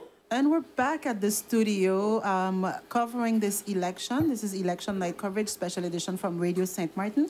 I want to remind everyone that we are streaming live on Facebook on 2 pages, Radio St. Martin's Facebook page, as well as 721 News. And we are also in Radioland on 101.5 FM, as well as PJD2 Radio, 1300 AM. Thank you so much for choosing Radio St. Martin. We're going to go in for the results. I think we have some results that are coming in. Results for polling station number 14 should be with us right now. We are seeing and discovering, like you, RSM and Alternative coming up ahead with 218 votes, followed by Team Gibbs with 108, followed by Generation Hope with 31. A total of 361 votes cast, among which 357 were valid and 4 were disqualified. The participation rate in that bureau number 14, which is Émile Choisy and Concordia, was 50.99%. Donc, bureau numéro 14, Émile Choisy à Concordia, RSM Alternative, 218 voix. La Team Gibbs, 108 voix. Génération Hope, 31 voix pour 361 votants. Suffrage exprimé, 357. Blanc au nul, 4. Le taux de participation a été de 50,99%. Ce sont donc les résultats du bureau numéro 14, Émile Choisy à Concordia. Alors, Victor, qui va terminer en fait son propos, you know, we were talking about what we can interpret so far and the electoral system that we have and your suggestions. Continue. Yes, so I was saying that the Constitution, the French Constitution of 1958, you know, offered this type of election for mainly the, what we call the local elections, so non-legislative and presidential, all the other elections. They're practically the same. They got a list of people, so each team can present a list. But being that mainly in France, the political groups are very well established, or used to be very well established. That's not the case in the Caribbean. And for sure, not in St. Martin, you would see a charismatic leader. At one election, they would have a certain group of in the French you know. Running mates. Yeah, running mates. And the following election, they have a total different group. Yeah. So, and then we all know in the Caribbean, we have a tendency of more voting for the man, other than for the appartenance to a political ideology for the man or the woman, sorry. As a result, what I does, it makes the possibility of forming coalitions not knowable in advance. So when you only have practically a day and a half or so, because the first round of election is Sunday night, Monday morning. Yeah. By Tuesday evening, you have to have list already back in. Yeah. It's seldomly enough time to make a good coalition. They have the coalition be explained to the people. We'll get to that in a few. Victor, we have to go to the screen with the arrival of polling station number 18, I am told, that is ready for us to discover the winner there, which seems to clearly be RSM and Alternative with 236 votes, followed by Team Gibbs with 181, followed by Generation Hope with 108. A total of 525 votes were valid, and an additional 15 were disqualified, with a participation rate of 56.37%. That voting polling station number 18 is located in French Quarter, and specifically the Eliane Clark School. Donc, le bureau numéro 18, Eliane Clark, du côté de Quartier d'Orléans. RSM Alternative avec 236 voix. Team Gibbs avec 181 voix. Hope Génération et Famille à 108 voix pour 525 suffrages exprimés, nul 15, nul blanc 15, taux de participation 56,37%. Voilà that is the overall chart with the actual order. RSM leading with 47.7% of votes with 3,418 votes thus far. Followed by Team Gibbs with 34.1%, that is 2,443 votes. And then followed by Generation Hope, 18.2%, which is 1,300 votes. Donc 15 bureaux sur 19. Pour le moment, on peut dire que RSM Alternative a plus de 1000 voix d'avance. Par conséquent, ils ont 3418 voix, soit 47,7%. 2443 voix pour la team Gibbs, soit 34,1%. 1300 voix pour Génération Hope avec 18,2%. Le moins qu'on puisse dire, c'est que l'alliance Monsieur Pence n'a pas fonctionné comme vous l'aurez souhaité. On va conclure aussi pour faire revenir... parce que je suis un sympathisant et un activiste de l'Alliance Hope et Generation Hope. Generation Hope. Bien sûr que ça ne me plaît pas du tout. Ça n'a pas marché comme je l'aurais souhaité. Mais bon, nous sommes dans des élections. Nous sommes dans un système démocratique où le peuple saint-martinois s'est exprimé. Et on respecte. Et il faut le respecter, même si on n'est pas content. We appreciate your time. Pour autant, je ne vais pas pleurer. We appreciate your time, Victor, for being with us. And of course, we'll take it as a learning experience, right? And not see it as total defeat. What do we say? Well, a defeat is always a learning experience. Yeah. Even a victory is another learning experience. So. Thank you so much for your time. We are covering tonight's election. This is our territorial election, and we are. This is the map that we have for the overall Milan, la tendance par secteur. So the RSM, the orange, the yellow, I'm sorry, it seems to be covering the island from for now, we only have one area. Du nord au sud. Hein? Du nord au sud. Alors, on va dire, the north has a little orange in it, and you can tell the strongholds of the orange team, but it's really a... Voilà. So it is clear on the map that we have a pattern going there with the yellow covering nearly the entire island so far, Wendell. We have 7,352 votes cast, 7,172 that are valid, and a total of 180 ballots that were disqualified.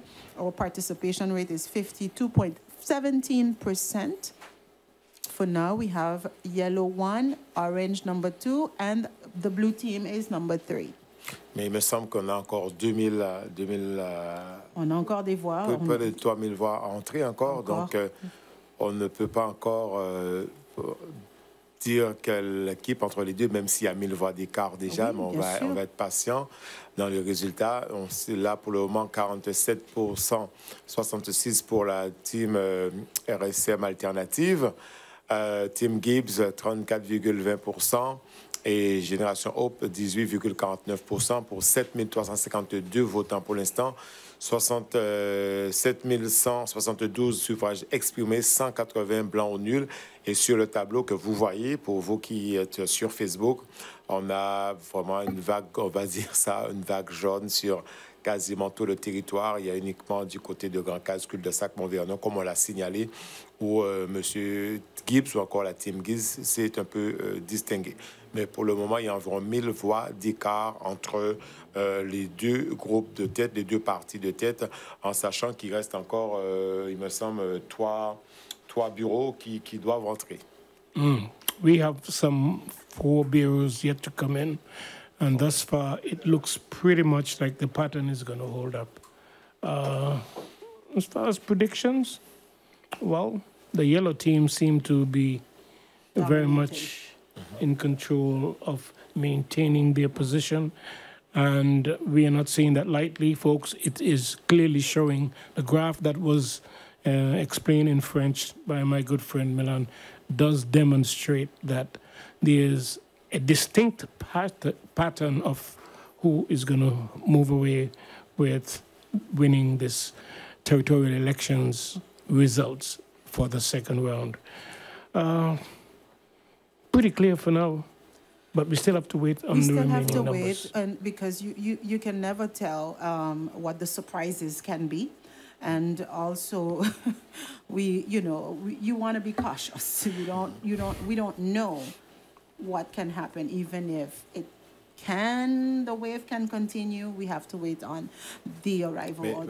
Si j'ai une question à te poser, quelle analyse tu fais, par exemple, du groupe Hope, qui aujourd'hui c'est ce qui est intéressant. This is what's interesting for Hope is that, that's what Victor was talking about, this mathematical bet, and it was more so, like I said earlier, we had a transactional second round where transactions were made and discussions and pairing, and that pairing up was a mathematical one with the hope of scoring the same numbers, but clearly that didn't sit well with various people that clearly did not put back their trust in the Generation Hope as presented for the second round.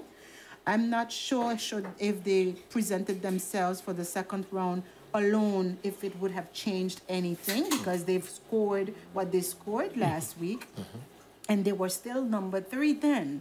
So with this alliance, and I'm not sure if the alliance has hurt them or has simply maintained their position as number 3.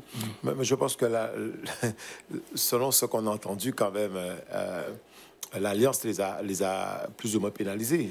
Parce que pour le moment, ça ne se traduit pas dans les votes. Nous avons entendu, voilà, en tant que journaliste, en tant qu'animateur, les gens disent, on ne comprend pas pourquoi ces alliances n'ont pas été faites auparavant et pourquoi maintenant ces alliances, surtout peut-être avec les deux têtes de liste précédentes. Les gens n'ont pas compris, je crois. Les gens n'ont pas compris. Alors, on a ils n'ont pas adhéré surtout. Les résultats du bureau numéro 15 qui nous arrivent pendant qu'on est en train d'échanger là-dessus. Donc, on va y aller. Polling station number 15, please. We are going to go to that. 309 for RSM. That is voting bureau number 15, Émile Choisy and Concordia for you, Wendell. Followed by Team Gibbs with 111. Followed by Generation Hope with 64. I repeat, 309 for RSM and Alternative, followed by Team Gibbs 111, and Generation Hope for 64 votes.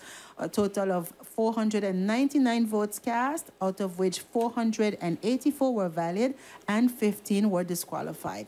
The participation rate there was 50.36%. Donc là, nous sommes bureau numéro 15.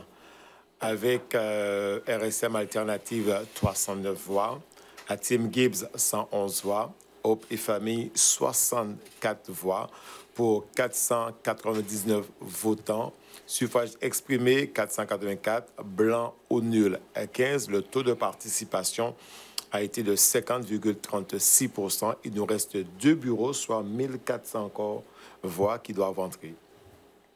All right. Let me just bring something to your attention here in terms of the pattern. There is only 3 bureaus, bureau number 1, bureau number 10, and bureau number 17 that were won by Team Gibbs. All other bureaus were won by RSM. Hence, if this pattern doesn't say who is going to eventually be the winner, I don't know what else. We are waiting on 3 more, which is bureau number 5. We have, I think we have bureau number. Okay, 3 more. Yeah, exactly 3 more. Yeah. All right, we have 3 more polling stations to come in, and right now you have RSM leading the way with 3,727 votes, and Team Gibbs in a distant second with 2,554. He hasn't reached 3,000 just yet, while RSM is nearing 4,000. So it's a clear pattern. Only 3 voting bureaus were won by Team Gibbs. Bureau number 1, bureau number 10, 10 and Bureau number 17. That says a lot.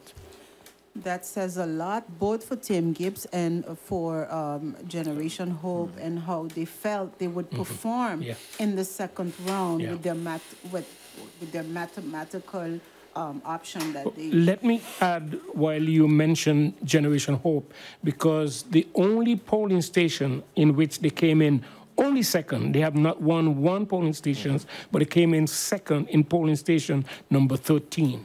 Yeah. Which one is that? Number 13 is Quarter d'Orleans, over the pond, Spring Orleans. Okay. So they came in a second to RSM. Yeah, yeah. That's the only polling station that Gibbs came in at the bottom of the list. Okay. So it's a clear pattern that should settle in the minds of those who are following. We still have to, in respect to the actual numbers, wait on polling station number 5. But I think a lot of people were holding their breath with this whole notion of a sanctioned vote. Look at the chart right there, Wendell, with so far the results. I'm sorry, but I'm discovering that I'm getting old because I cannot see. I can see the colors, but I will not be able to see the various numbers. But the pattern is that RSM is clearly dominating this race for now, and followed by the number 2, which is Team Gibbs. So the resounding message of I don't want that style of governance anymore, maybe what can be interpreted here, but it didn't mean that St. Martin people are done with Gibbs. We're still holding on to Gibbs. He most likely did something that we liked or appreciated or could relate to, because he's second in the race and not third, which maybe these calculations and that mathematical join and junction with the the Avenir and Hope and St. Martin with you, that momentum that they were hoping to spark for the second round, it didn't happen. Milan, if you look at this, then, with Alternative joining with RSM, those are the two, and the amount of votes that they get, some of those votes would have been Team Gibbs' vote if Alternative had stayed on with the Gibbs team. But no, it's joined with RSM, and here you have Daniel Gibbs did not have the option to team with anyone for the second round. You know, though different ones were, you know, Sunday night, we didn't talk about this, but Sunday night, there was already an atmosphere of who's willing to talk and who wants to keep going just out of principle. And I think that our electorate, they did not understand the various statements that were made, and then suddenly it was lived as some form of betrayal. That's how people referred to it, because they thought, okay, look, the people have spoken, there's one person that is leading, and obviously Team Gibbs is second. We're sticking to that, but something else happened. L'entre-deux tours, like we like to call it. Something else happened, and now we are having the results of that something. But remember that Gibbs said, I'm sticking to my conviction. He wasn't the one to do no alliance with no one because he had ideas. Well, he also said he hasn't gotten calls. So if you're sticking to your convictions... But since Monday morning, he put him... He lists, so he was clear on what he was doing. But Milan, if there was a call to be made, it should have been the very Sunday night. Yeah, Sunday night. I believe that. But when you see the result today of team number 3 or team number 1 who's leading today, is because I believe that people more accept the fact that Valérie joined with the Rassemblement, because they was already part of a big movement, and because people talking about change. So when you look at since 2012, no one's stayed in place for a second mandate. So maybe that's a clear indication also. People want change, and they are looking maybe for the right team. So wait and see. We still have 3 more bureaux have to come in to have the end result. Je parle anglais, huh? Parlez français, monsieur. Parlez français, ok. Ah ben, c'est très C'est bien, bon. monsieur. En tout cas, salutations, PJD2, 1300 AM and 721 News on Facebook, and as well as you viewers on Radio St. Martin. We really appreciate you and thank you for choosing Radio St. Martin to spend this election night with us. Some of you have gone to the collectivity. Do not worry, you're not going to miss anything. You're going to get what's going on at the studio, and you're going to also get what's going on at the collectivity. But for now, we go into the results with polling station number 5. There you go. You want to do it, Wendell?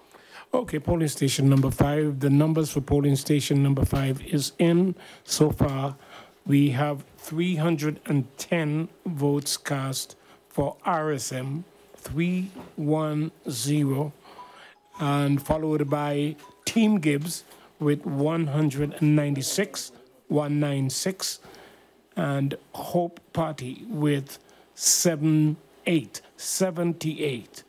A total of 616 votes were cast, a percentage of 51.60, and the amount of votes that were good is 48.40. And I'm saying good, but how do you say that in French? C'est bon. C'est bon. Alors, bureau numéro 5, Hervé Williams à Concordia, RSM, avec alternative 310 voix.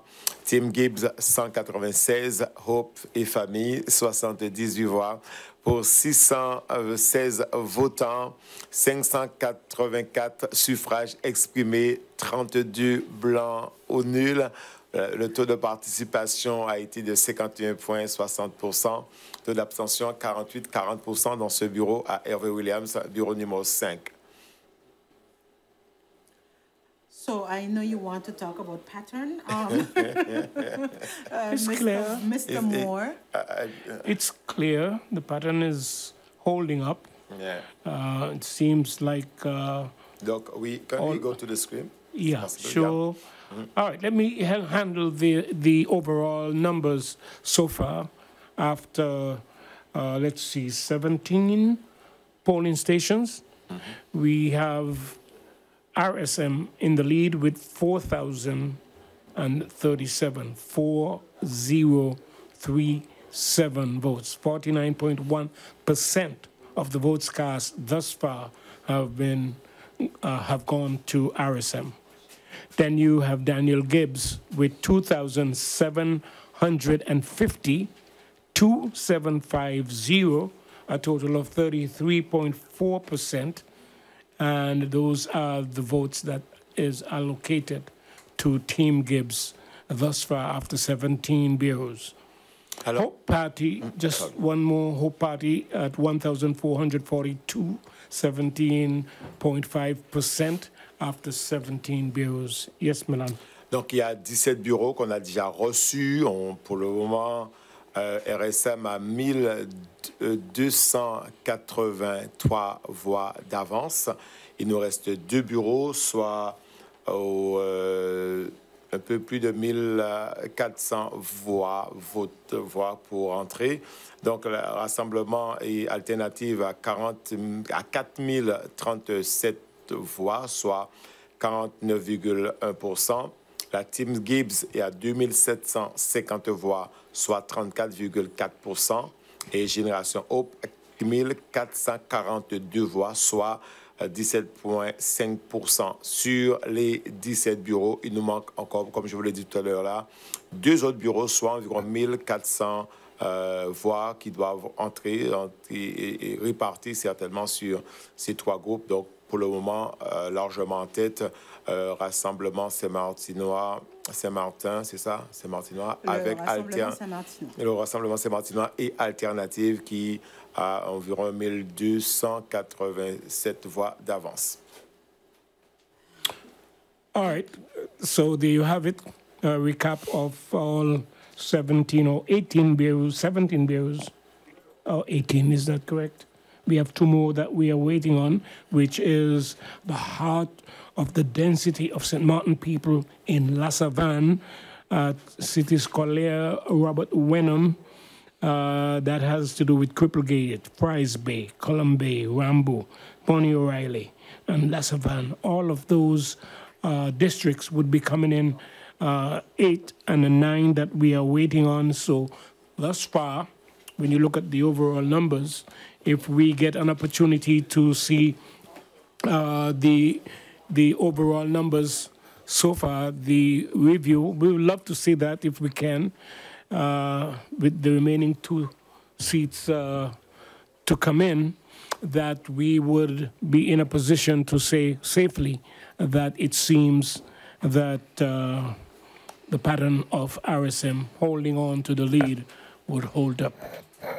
Yes, Wendell. And of course, we're going to continue this live coverage. And we are joined by none other than Miss Angèle Dormois. Thank you so much for joining us, Madame Dormois. And of course, we're going to be talking about tonight's results. You have discovered some of them while you were here at the studio with us. First off, your first impressions. On the results? First thing, thank you for inviting me tonight. I have the result. I'm receiving them as we're talking. Most of the people will be sending them the results by message. So we have the result. We know the tendency. I'm a little bit surprised. I thought it would be a little bit more tight. That the three teams will be a little bit more 3,000 each, not too far. You thought we were going to be on a tight race, yeah, and where we would even maybe have for the very first time a historical, yeah, comment on dit ça, a tie. Yeah. A tie. You thought we would have a tie situation. It wouldn't be possible, politically, it wouldn't be possible to have a real tie. But in reality, I thought that there would have been more seats for for RSM and more seats into the opposition. I'm very surprised because, for example, on the figures, we can see that Hope lost a lot of vote, a lot. Hope the alliance didn't work out finally. Hope lost a lot, and some bureau they had less, they received less, they had less votes than previously. So it's a little bit surprising. Comme quoi, les alliances ne fonctionnent toujours pas. Mais c'est surtout, est-ce que ça ne veut pas dire que les gens n'aiment pas ces histoires d'alliance? Je pense que c'est cette alliance-là que les gens n'ont pas aimé. C'est cette alliance-là en particulier? What was wrong with it? Je pense que ce qui s'est produit, c'est des alliances de dernière minute. Okay. C'est-à-dire, à midi, il y a quelqu'un qui dit « je ne ferai jamais d'alliance ». Et à 17h, cette personne se retrouve sur une liste sans que ses policiers ne soient au courant. Donc ça, c'est ce type d'alliance-là qui n'a pas réellement pris. Et l'organisation, yes, right now. Yes, and the organization around it itself was not. I think the people didn't really adjust, and they didn't like the way it was done. That was politics 20 years ago, and I don't think St. Martin people want to see back that politics back again. So this is the reason why that alliance didn't really please him. Because, for example, you could see the alliance with RSM and Alternative. It did work out. So it's not the alliance, the fact of doing alliance that it doesn't work. It's the fact that that alliance particularly did not please the population. Yeah, and it wasn't pleasant because of statements made. So are you thinking, or can you... Not only the statement, it's how it happened. It's how it happened. Okay. Four lists met into a villa to discuss about, and without the one that won the first tour. So automatically that means that if you did not invite that person, that means you don't want him into the coalition. So automatically, and I think the people take it also as a disrespect for the person that came out, which is RSM, that came out first. The people really took that as a disrespect, and they didn't like the way it come out. So finally, the population is sanctioning that type of politics, which is old-time days politics. So you are safely saying that the results gotten by Hope is a sanctioned type of result. It is a sanction. This is a result that's showing that the people have the choice and they choose not to play that game. Okay. So you've done, I thought it was interesting to talk to you tonight because you've done something I loved very much. You went and you graded the various candidates for the first round. Yeah. You gave each one of them a grade. You even made sure find your coup de cœur, you know, and that I became a that- teacher. Yeah, that was interesting. But why did you do it? And some people speculated is that you didn't know how to say who you're gonna vote for. You weren't in a position to openly say who you're gonna vote for. So you made an evaluation scale of the various running teams. I knew who my heart was going toward, but it's not where your heart go that you need to really follow. You need to really follow who will be the perfect person to manage this collectivity. And for that, I did it what I used to do a lot in university, is you evaluate on topics and elements that are important for you. And for me, it was governance, how the country will be run, training, chômage, unemployment. It was what are the relationship with the Chamber of Commerce, economy, and I chose 20 topics that were important for me. And those 20 topics, I gave a grade on 10. And why did I give the grade? Because I really read, and I took my time to read all of the program. So you did read the 64-page program of Team Gibbs. I did. Because I read through it, and I only now know only 2 people that have fully read it. I need to for me, it was a part of a little copy-coller from 2012, 2017, and a few adjustments that new members add to it. But, you know, I give him a very bad grade because... Yet he had 64 pages. And a lot of yeah, but the problem is that most of those elements were already into your previous program, and most of them were not done. So you did not do it. So what proved me that you're going to do it in the 5 coming years? So. But aren't you harsh, Madame Dormo? I have to ask the question. Aren't you harsh for not taking into account their argument, which is to say there was Irma, there was COVID, he's also in a collectivity that has a lot of quote-unquote skeletons and things to fix, and a lot of bureaucratic problems. These are excuses that doesn't really stick to anybody else, you, me. When I go to my bank, they doesn't really understand that there was COVID, there was Irma, etc. So I sorry, explanation and excuses, they're good for one time, but not for too long. So that is the reason why I'm not getting into that. The same, all islands around us had COVID, all islands around us had Irma, and everybody had difficulties. And I'm not harsh because there were priorities, yes. I could admit that priorities added to others' priority, but at one point, lots of things could have been avoided in St. Martin, talking about the blocage, for example, if the communication was done properly from the beginning. So these are the way I give bad notation. All right. So this is the way, personally, on most elections, I sit and I really think out how I really would like to see the country running.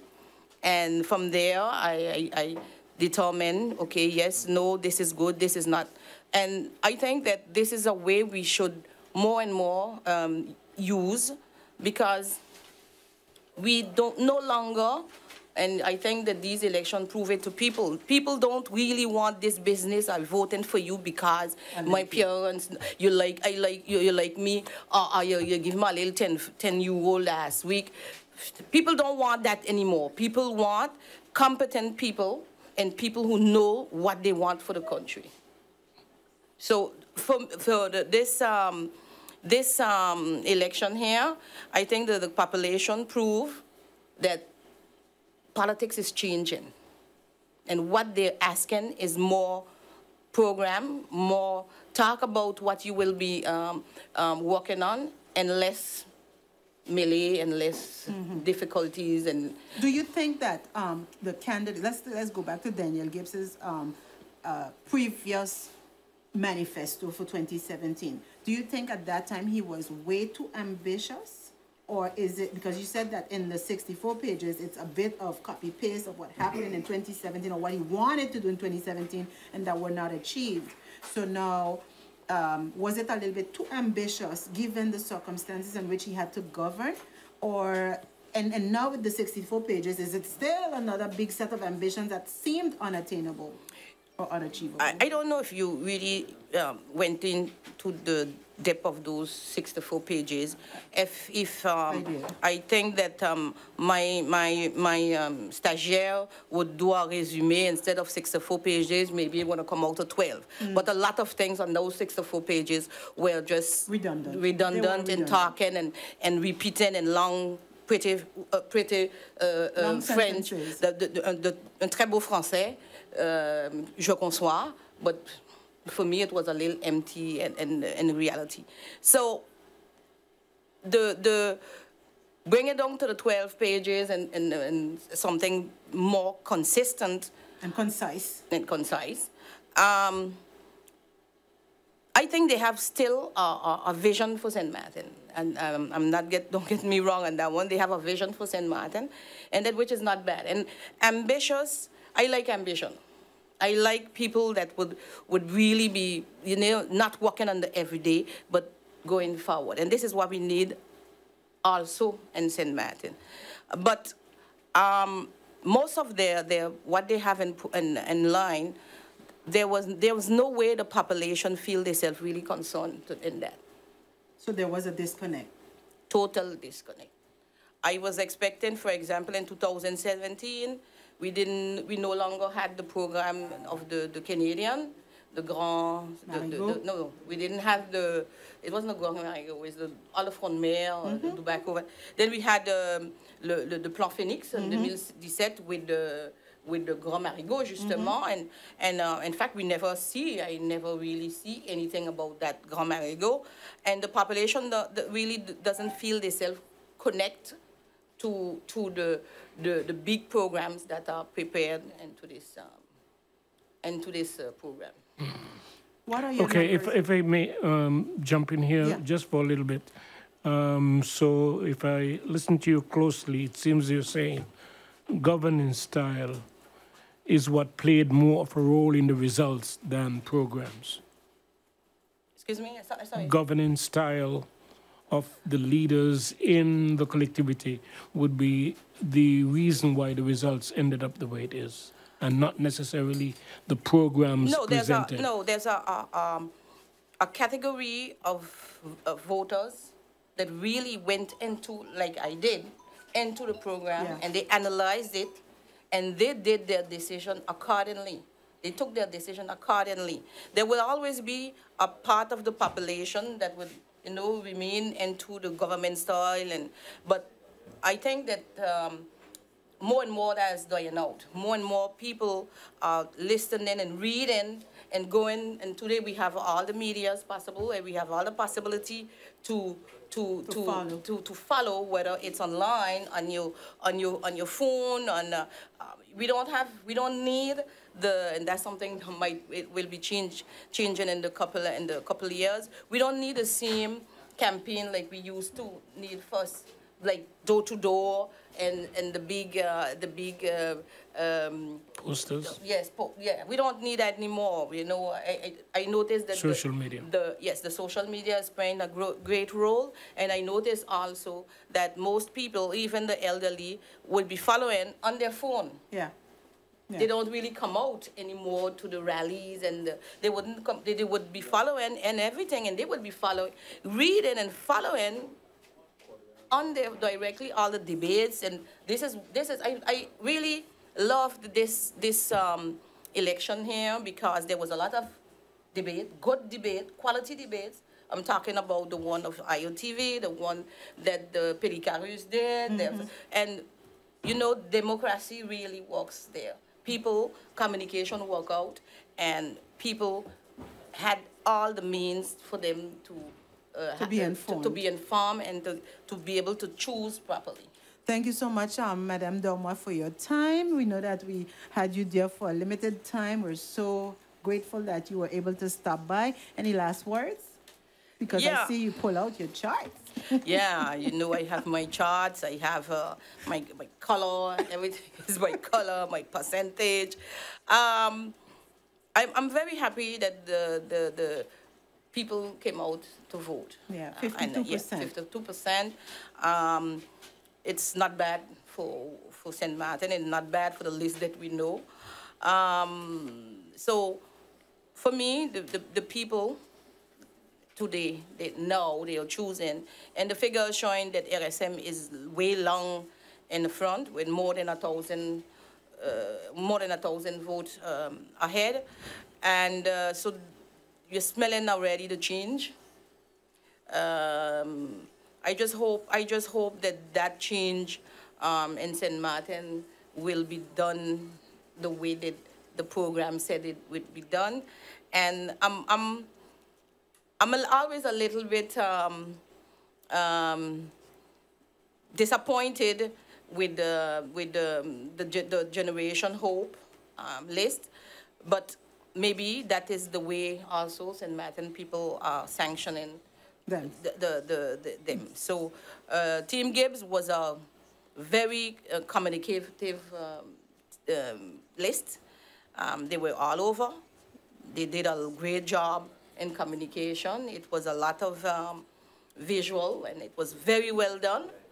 I think his list wasn't very strong, though, compared to the 2017 list, and I think he's paying also for that. And he's paying also for 5 years of non-communication, bad communication, and mostly avoiding his population. Thank you so much, Madame Dormois, for those words. We're going to go back to the overall chart with the global results, with just to confirm what Madame Angèle Dormois was just saying. The numbers with the 2000, was it 2000, the global chart with 2,000, I don't recall. Over 3,000 votes. 4,037. Yeah. 4,037 so far after some 17 bureaus. So don't forget we have 19 bureaus. 17 is already in with RSM leading. And for those who are on Facebook, you can see that already the people are gathered over at the collectivity in numbers. So the crowd is increasing there for the benefit of those persons who are watching. But in the meantime, folks, RSM is soundly in the lead with Team Gibbs, second place, and Hope Party, not much of a show, but certainly they have come out to prove that just maybe, like it was mentioned by our previous guest who was just here, that she was expecting a closer count with all three doing well, but those numbers never played out. Everyone was, nobody knew how this would swing. Everybody was anticipating, and there was a lot of stress associated to that anticipation. I've seen campaign managers, I've seen running mates and candidates and heads of list, and the pressure was real. And I think a lot of people had hypertension since Monday to today. And I think now a lot of the stress maybe now, even for Team Gibbs, you know, and being there waiting, being one against everyone, etc. I mean, that whole dynamic that they put out there as an argument. Et toi, Milan? Non, je crois que la pression va redescendre, comme tu as dit. Hein. Bon, les résultats sont là, le peuple a choisi et on doit se rendre compte à cela. Maintenant, comme j'ai dit auparavant, aucune équipe n'est restée deux mandats en place. Nous allons voir ce que le Rassemblement Saint-Martinois va nous proposer pour ces 5 ans à venir en espérant quand même une certaine stabilité pour que l'équipe puisse vraiment pouvoir travailler. Parce que c'est vrai qu'avec un mandat, ça va tellement vite, 5 années, ça va tellement vite, et ne pas être reconduit, parfois, il y a une certaine frustration. Et je peux comprendre du côté de l'équipe de Gibbs, hein, toute la pression qu'ils ont eue durant toute cette campagne, c'était pas si évident que ça. Et bon, voilà, ce soir, bon, les électeurs ont voté. Les électeurs ont voté et surtout, comme disait, alors aujourd'hui, on ne saura pas en fin de compte si c'est un vote sanction, même si on peut interpréter que c'est un vote sanction pour la génération Hope, comme disait Madame Dormoy. On ne sait pas quelle lecture eux-mêmes vont en faire. C'est surtout à attendre de la part de cette équipe de voir est-ce que cette alliance, en fin de compte, est-ce que c'est le fait de faire alliance? Elle dit que ce n'est pas spécialement le fait de faire alliance, puisque alliance il y a en face, et cette alliance-là, ça a marché pour eux. C'est peut-être la façon dont cette alliance-là a vu le jour, le dénouement qui était associé à cette alliance, ça a peut-être joué un rôle. Vous savez que si on devait rentrer dans les détails, ce serait très long, mais je crois que c'était une mauvaise alliance pour Génération Hope, qui aurait dû certainement garder leur directive du départ. Hein, parce que je pense qu'en attendant la population quand même, ils n'ont pas compris l'alliance. Donc, c'est peut-être qu'ils n'ont pas eu le temps de bien expliquer leur position les uns vis-à-vis de l'autre. Il fallait faire vite, en 48 heures, déposer une liste. Et effectivement, quand on entend un membre du parti dire sur l'autre groupe, dit bon, je suis plus, ensuite je suis dessus. Donc, c'est vrai qu'il y a un peu de confusion dans tout ça. Et bon, le vote est là. Bon, Monsieur Charville, je pense qu'il va en tirer conclusion. Oui, il va en tirer les leçons.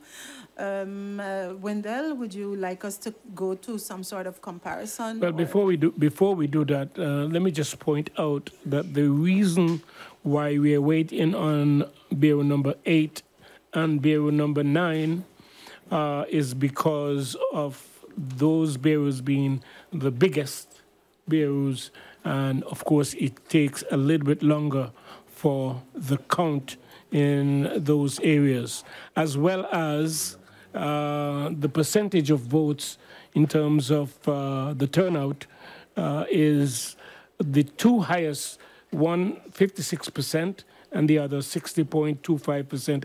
Everything else is 50, thereabout or under. Yeah. All right. So you've invited your next guest. Yes, Monsieur Jean-François Raboteur, who's a French speaker, has joined us. Jean-François, good evening. Je suis bilingue. Hein, Thank you. Thank you for joining us. Thank you for joining us. Thank you for receiving me. Yeah? Yes. Yeah, he is very vocal. He's also a former running mate of Jeanne Van Der Poel. In 2017, you went in the race facing Team Gibbs, notamment. You've been vocal about this. Was it a bad alliance for the Generation Hope for you too? C'était prévisible. Hein. D'ailleurs, on en discutait en privé. J'en ai discuté en privé avec beaucoup de gens et c'était tout à fait prévisible. C'est une alliance que beaucoup de Saint-Martinois n'ont pas compris. C'était vraiment un très mauvais choix de la part de non seulement Jacques Hamlet, mais de Jules Charville. Alors n'oublions pas déjà que Jules Charville avait voté contre la nomination de Yao en tant que PDG de la SIMSAMA, ça ne faut pas l'oublier. Jacques Hamlet, lui, a beaucoup critiqué, normalement, centaines de ses membres ont critiqué Yao sur ses origines. L'alliance Jules Charville, Jacques Hamlet n'a pas pu avoir lieu avant le premier tour. Donc tout ça, ça a mis dans la tête de la population un gros doute et beaucoup de confusion. Et ils ont payé ça ce soir.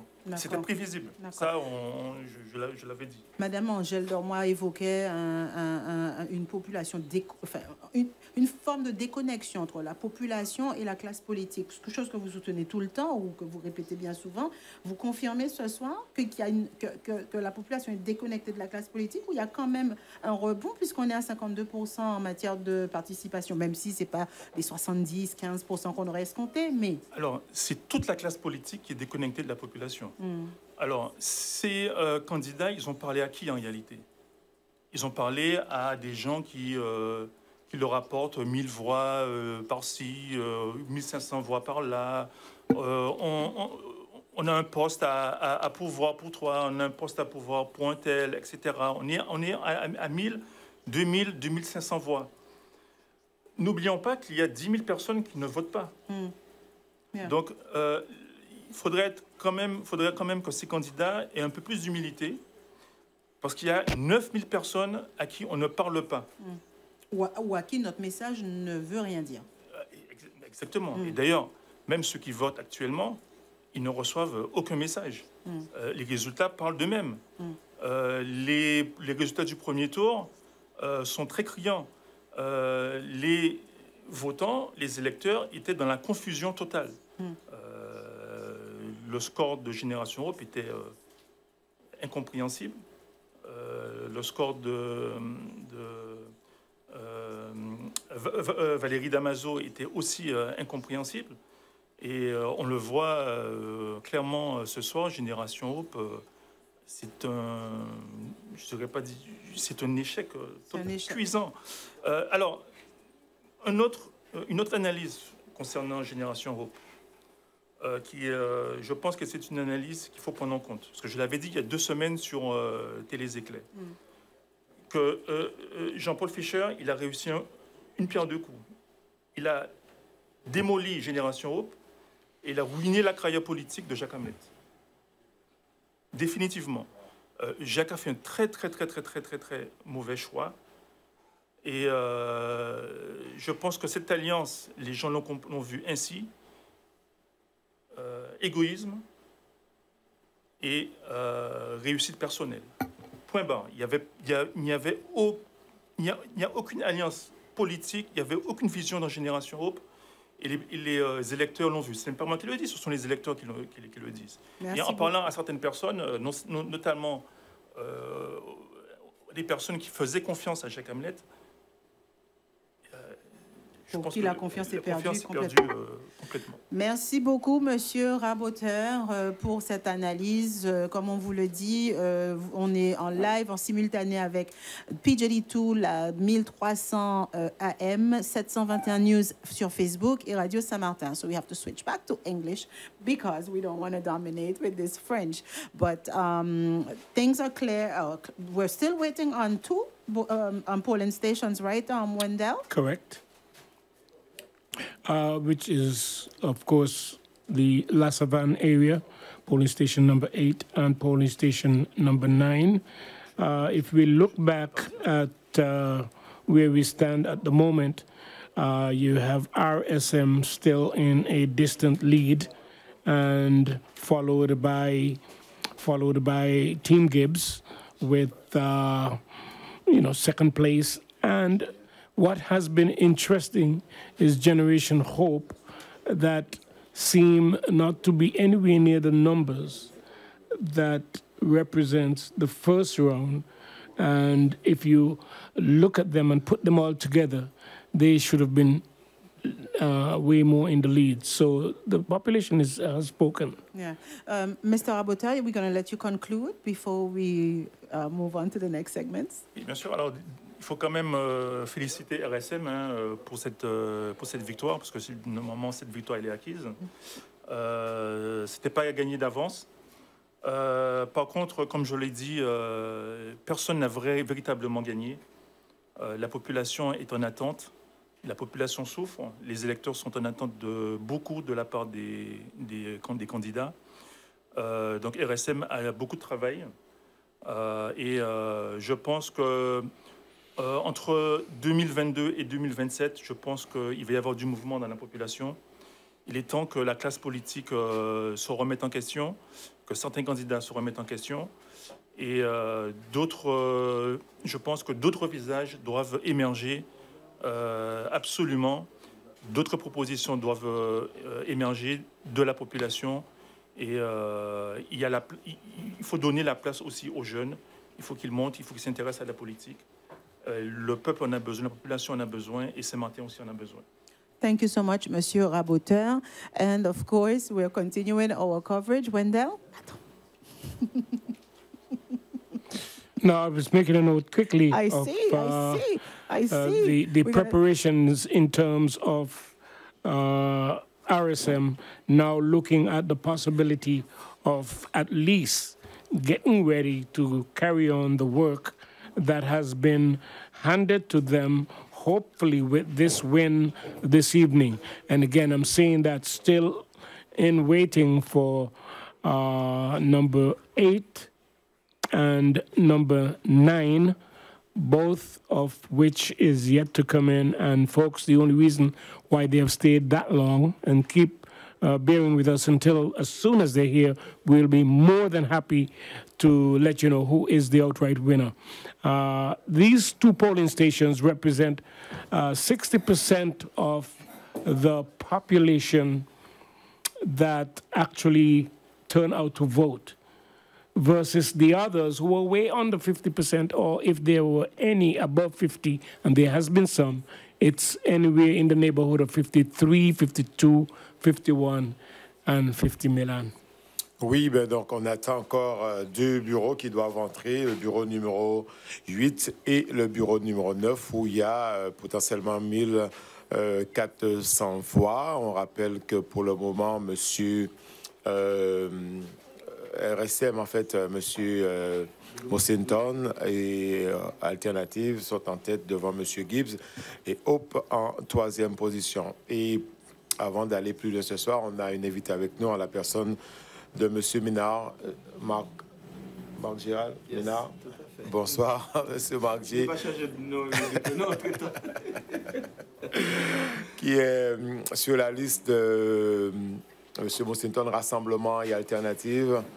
Comment vous sentez-vous ce soir, monsieur Ménard? Ben, je me sens béni. C'est le mot à utiliser. Je me sens béni dans la mesure que je suis, je crois que tout le monde le sait, en tout cas, un croyant.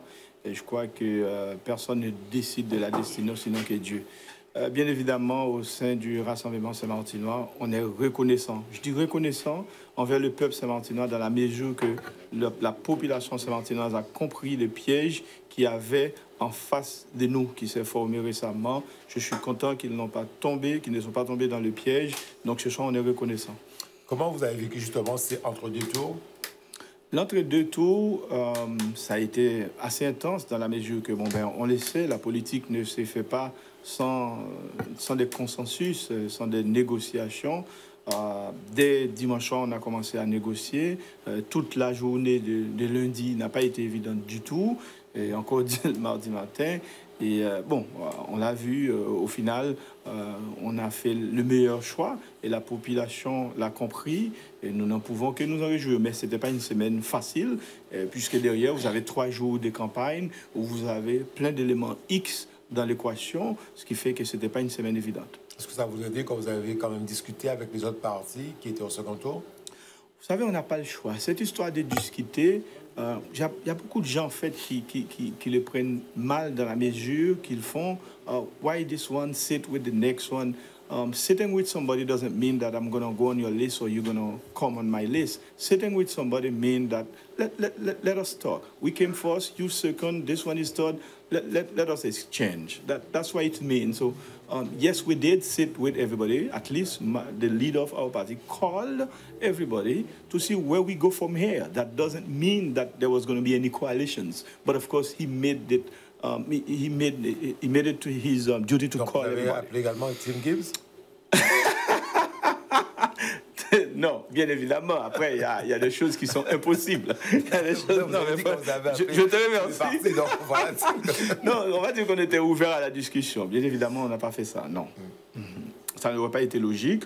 Je crois que dans l'alliance qui a été faite entre nous et Alternative, c'est une alliance logique, contrairement à ce qui s'est passé en face. Mais bon, on va arrêter de faire la politique parce que là, on n'est pas à la politique. Il faut que le Rassemblement Saint-Martinois maintenant prenne tout son sens, c'est-à-dire un vrai rassemblement qui travaille pour la population saint-martinoise. Pensez-vous pouvoir justement fédérer la population derrière votre projet? Alors, je crois que fédérer une population, ça se passe déjà dans le programme. Le fait aujourd'hui que les électeurs nous on fait en sorte qu'on soit élu, c'est déjà en fait qu'ils se reconnaissent dans notre programme et dans notre démarche.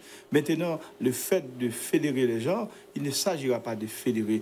Alors, on va se rappeler que le Rassemblement Saint-Martinois, c'est quand même justement un rassemblement. C'est-à-dire qu'il a vu des gens venir de gauche, de droite, du centre. Hein? Donc, ce qui fait que c'est déjà un rassemblement, c'est une fédération entre déjà ceux qui sont sur la liste. Maintenant, est-ce qu'on pourra fédérer le peuple? C'est la démarche qui va faire ça. C'est la politique qu'on va mettre en place qui va faire ça.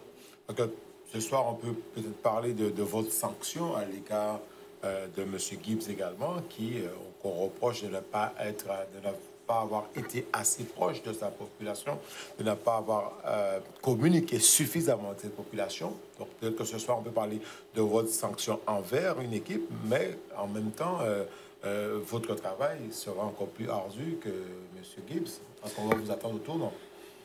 J'ai envie de dire que je sais que les 3-6 prochains mois ne vont pas être évidents, parce que la population voudra voir les choses se faire rapidement.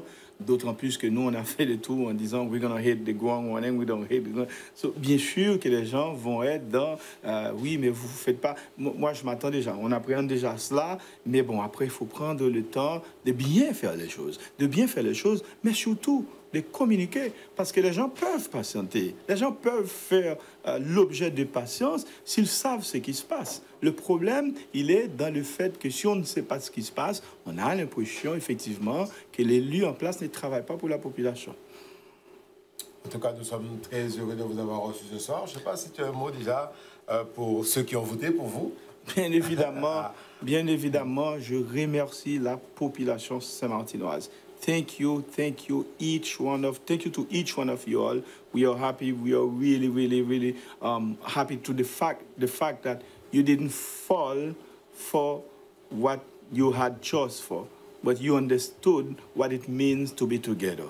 Rassemblement Saint-Martinois, c'est le fait d'être ensemble. Le peuple a compris et nous en sommes reconnaissants. Thank you everyone. Merci. Nous allons travailler. Nous promettons, en tout cas moi de mon côté, je promets de travailler pour le bien de Saint-Martin. Donc merci à tous ces gens qui ont mis la confiance en la liste du rassemblement Saint-Martinois mené par notre leader Louis Moussington. C'était M. Marc J. Ménard sur l'antenne de la radio Saint-Martin, PJD2 1300 AM et 721 News sur Facebook. Nous vous remercions, M. Marc J, d'être venu partager cet instant avec nous. Un plaisir. Et nous parler un peu de vos sentiments par rapport à ce qui s'est passé cette semaine et dans les projets à venir pour le groupe Rassemblement. Merci beaucoup. Well, you speak a little bit of English, so I would want to believe that you would summarize briefly what was said by the good gentleman who seems to be representing RSM. He's considered the results thus far to be a done deal because he's thanking the people for coming out and voting for. Yes, it's exactly that. They are ready to work with the population because, as he said at the beginning, they call all the parties except Tim Gibbs to see how they can work it out together. And for them, the best deal was with Valerie Damaso, and the end result is there tonight. All right, folks, while we await, for those of you watching on Facebook and also those of you who are awaiting the final results on radio, because we're simulcasting on 1300 AM, we are indeed waiting on just 2 more polling stations. It's there on the screen for those of you on Facebook. Polling stations are Bureau number 8 and Bureau number 9, which, of course, also represent a density decay of local persons on the island, which suggests that they are more in favor of RSM than they really are the incumbent President Daniel Gibbs. Finally, and local, finally, get to see local. All right. Well, thank you very much, Wendell. We get you now. And with just 2 polling stations, although they are big ones, I don't think it will present much of a change. And it might not even be a huge challenge. Yeah. Well, let's not say might. It's not going to be a big challenge. But, you know, Wendell, this election has shown a lot, shown St. Martin people a lot in terms of how they participate in the process and what their power truly is. Whatever they set out to do, they went out and they did it. I've rarely seen the patience that was displayed, even with all the mishaps, and people said, okay, because, you know, regularly you would say, okay, all of this happened today, I'm not going back next week, I'm not going to be bothered. The hashtag unbothered was not. We're going live at the Collectivité just to show you what is going on. We have a reaction from Jules Charville. Stay with Radio St. Martin as we continue to bring you interviews live from the Collectivity of St. Martin.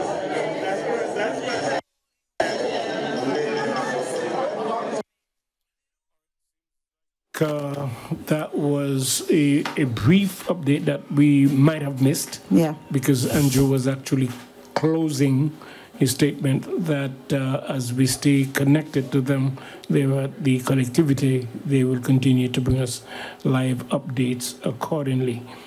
But I saw the Generation Hope leader on the microphone there with a set of the press members. I wonder what could have probably been his message at this point when the results thus far show that he is at a distant third or the last on the list. Yeah, and I don't know if they were surprised as we were, or if the calculations that were done, their expectations obviously were not met. All right, okay. We're going back live at the Collectivité of St. Martin.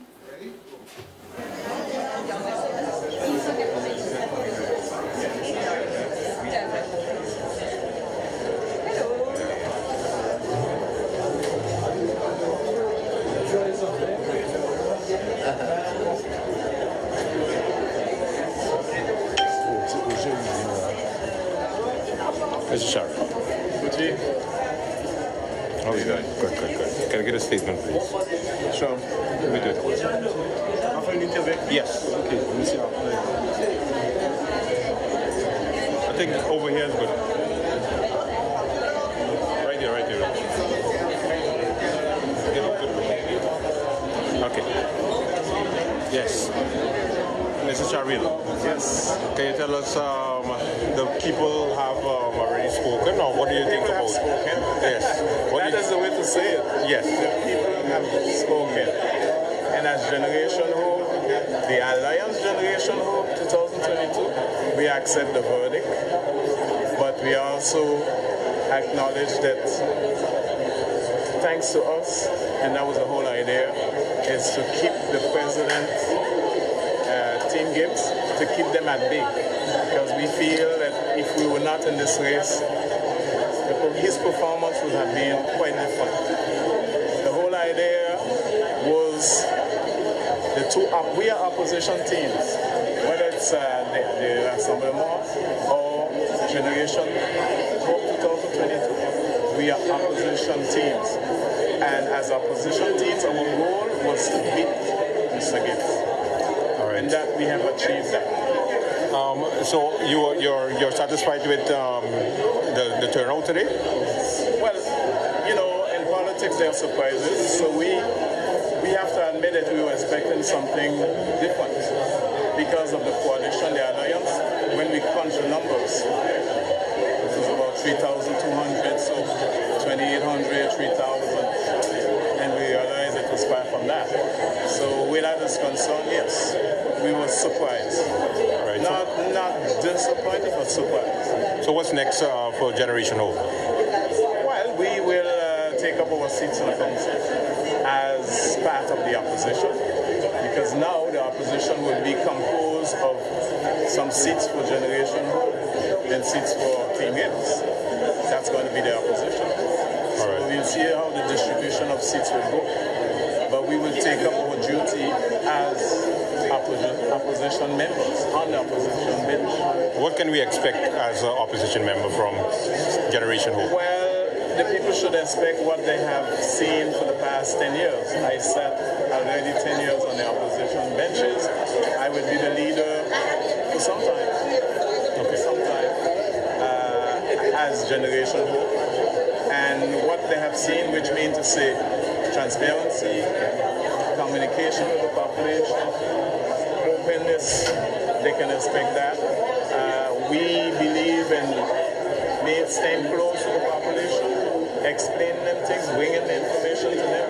They will see that in the council. They will see leadership as far as this time. Maybe we have more seats as Generation Hope. Proposals, deliberation proposals. We will be a force to reckon with. Thank you. You're welcome.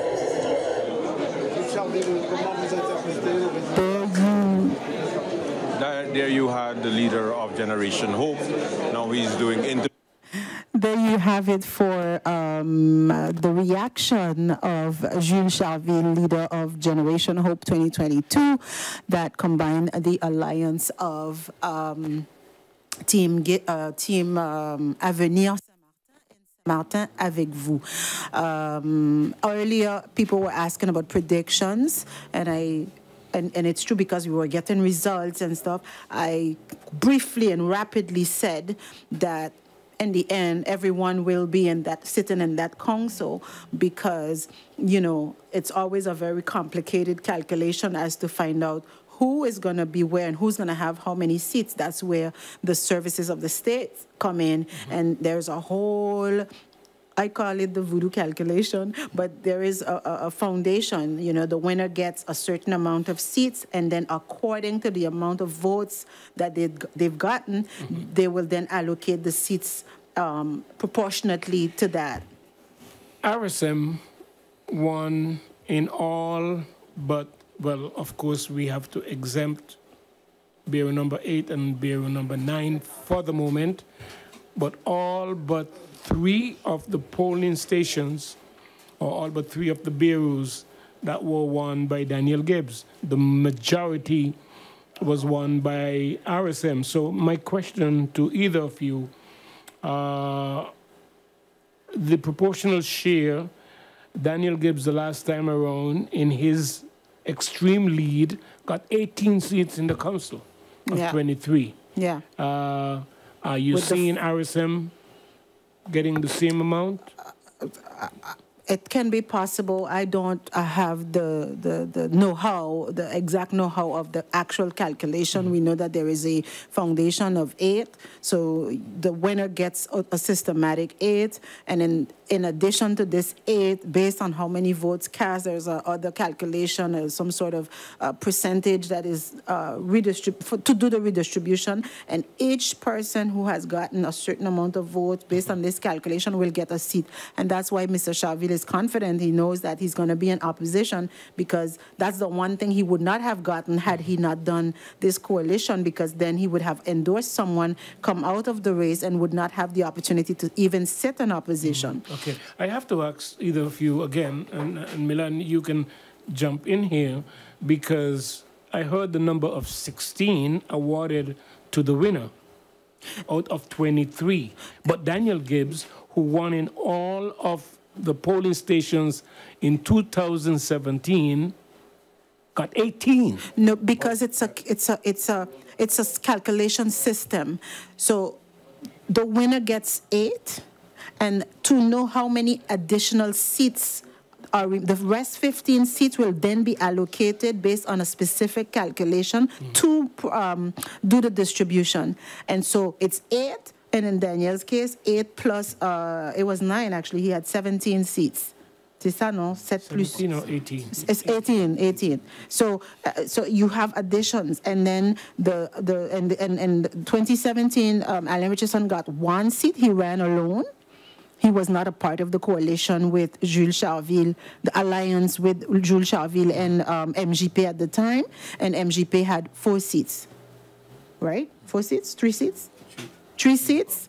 It was 3 seats. So it was Louis Mossenton, Bernadette Davis, Marto Gundele, Jules Charville. That was the 4 seats, and Alain Richardson made up the 5th seat.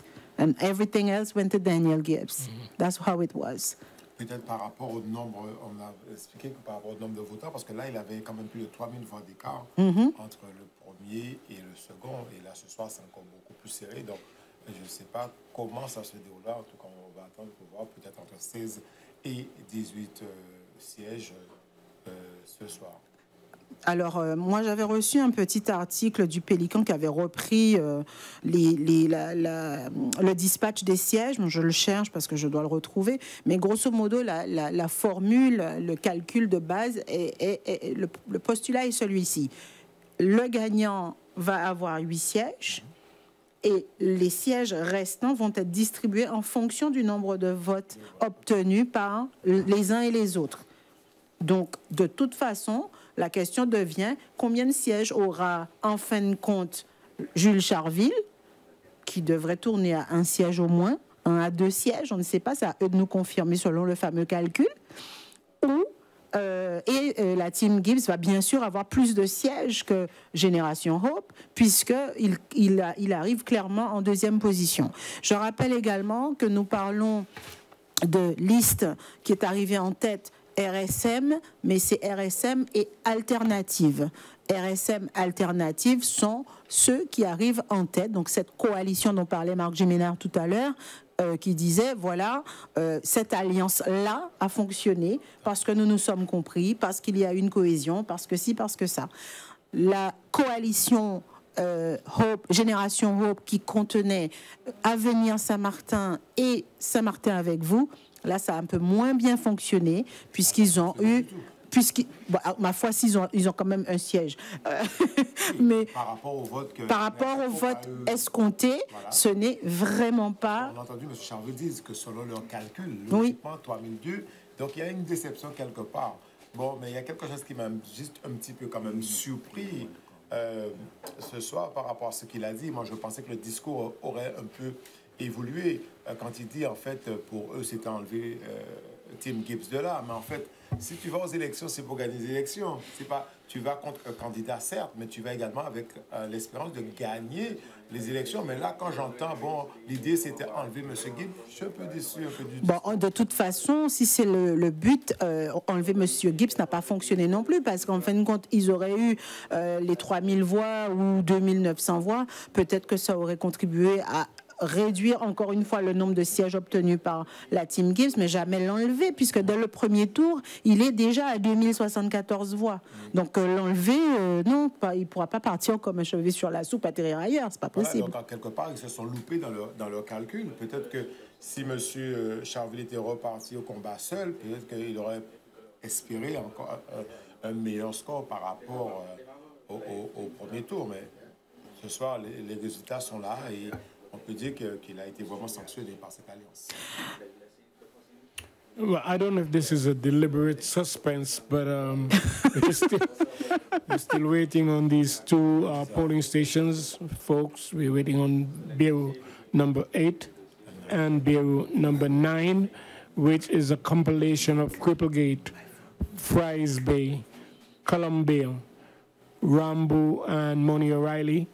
Those areas where there's a high density of local St. Martiners who grace that particular area.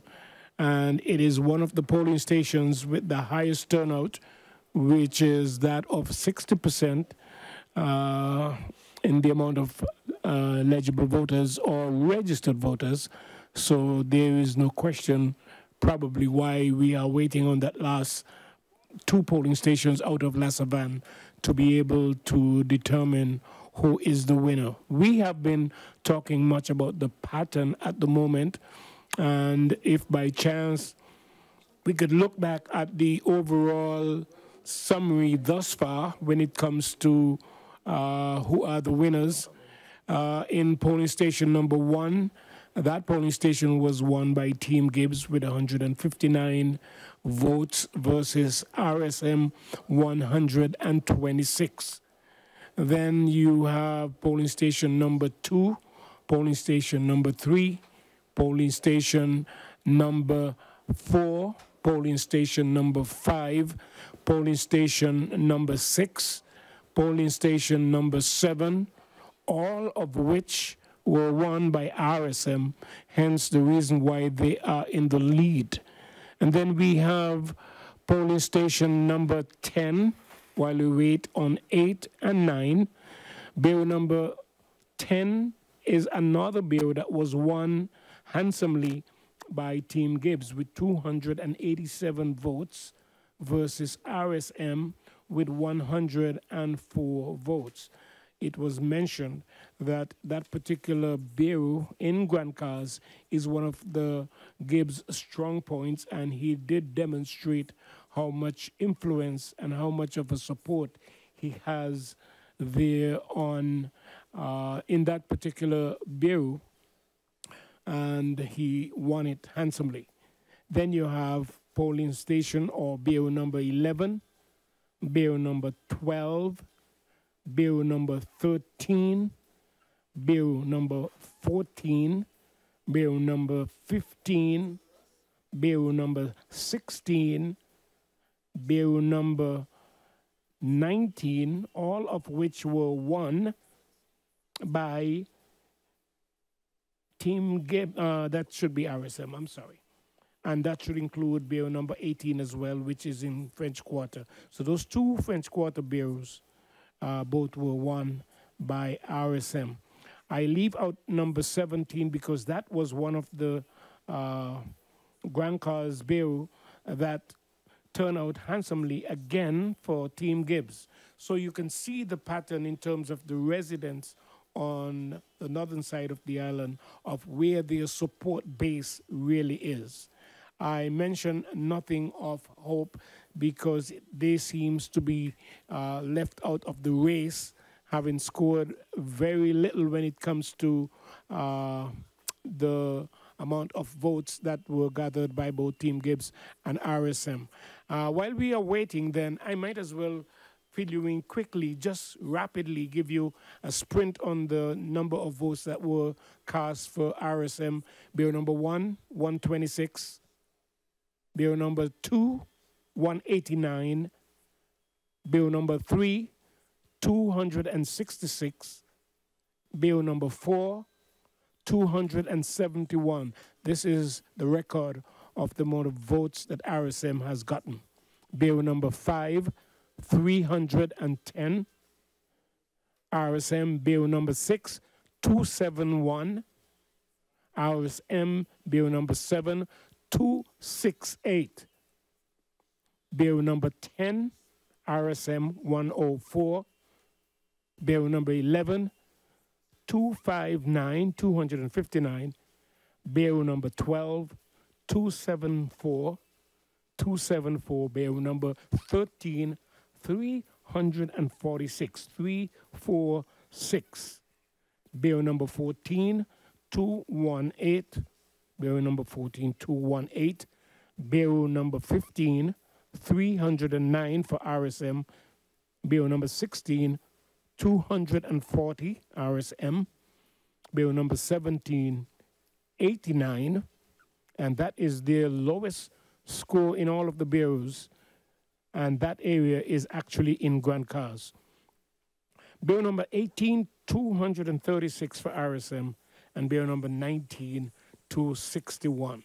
Now I'll go through quickly, just for the good of those who are writing it down, making their own personal record. For Team Gibbs in bureau number 1, 159, and for Hope, 50. Bureau number 2, 71 for Team Gibbs, 55 for Hope. Bureau number 3, 130 for Team Gibbs, Hope 73. Bureau number 4, Team Gibbs 195, and the bureau number 195 bureau number 4, and 78 for Hope Party. All right, I'm told that there is something on the screen as far as our Facebook listeners is concerned. Let's update that with the information that is shared for the good of understanding what is the graph saying. That was just bureau number 4 is the chart of bureau number 4 with RSM and alternative coming out on top on number 4, 271. And and 195 for Team Gibbs, followed by 78 for Generation Hope, the Alliance of Generation Hope. Voilà. That was Bureau polling station number 4, located in Concordia, precisely École Hervé Williams.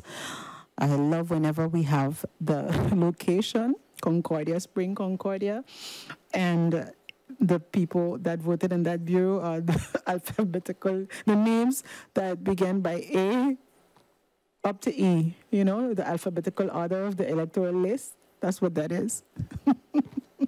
A to E.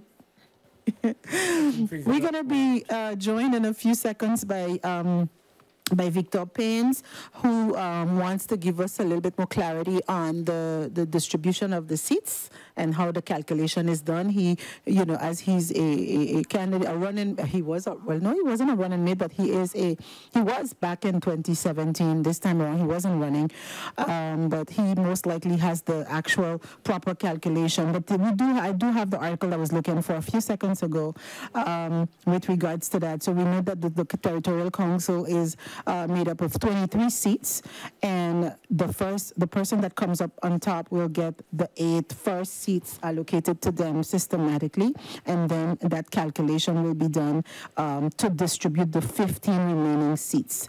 Okay, so we're just waiting to find out what is the final count of votes that the RSM coalition with Alternative has gathered, to find out how this distribution is going to go.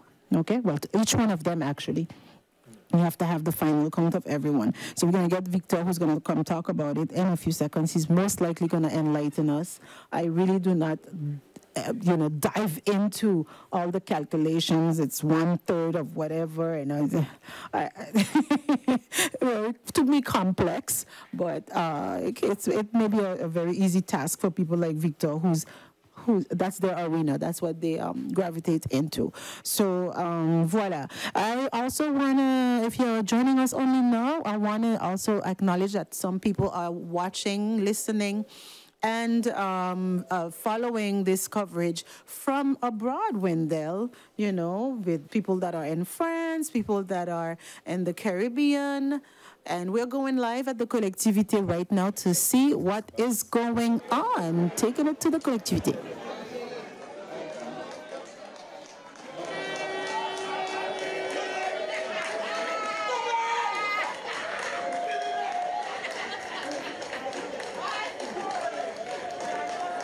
So we are having the images at the Collectivité happening right now, where our team is located.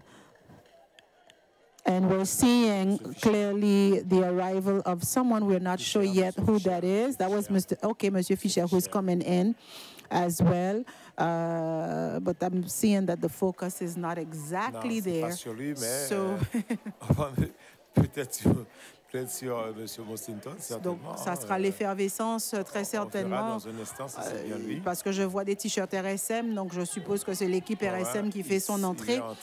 Ils sont en train en tant que president-elect, kind of, elect list of this new collectivity for 2022. That's going to take us straight to 2027. And the team is gathering, I guess, to claim their victory. They're already coming in to celebrate. Yes, and I know that, you know, that victory is something that was well awaited for that team. And more importantly, there was a lot of pressure. There was a lot of suspense. They themselves at some point felt like, you know, politics, things can go south. It can be based on a rumor. It can be anything that the voters may not like, and they would show discontent on D-Day. That didn't happen for the RSM, though we kind of going for that theory for the Hope, Generation Hope.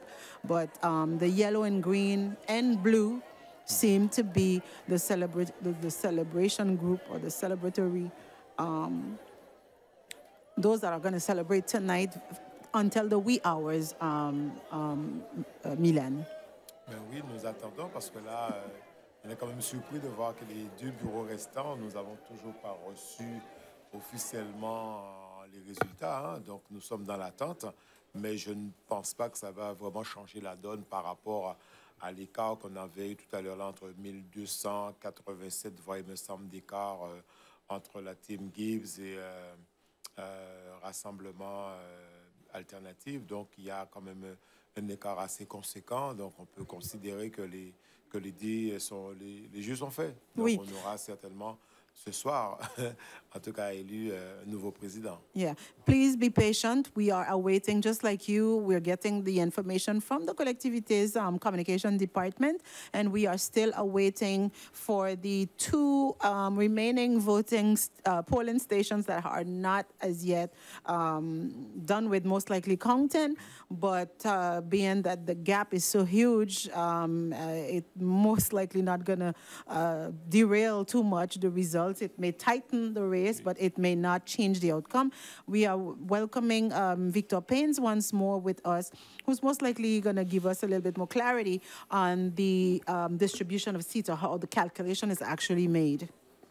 Well, first of all, we must acknowledge that not all the results are in entirely, and because that's not the case, it's just a little, somewhat of a projection that we can do right now.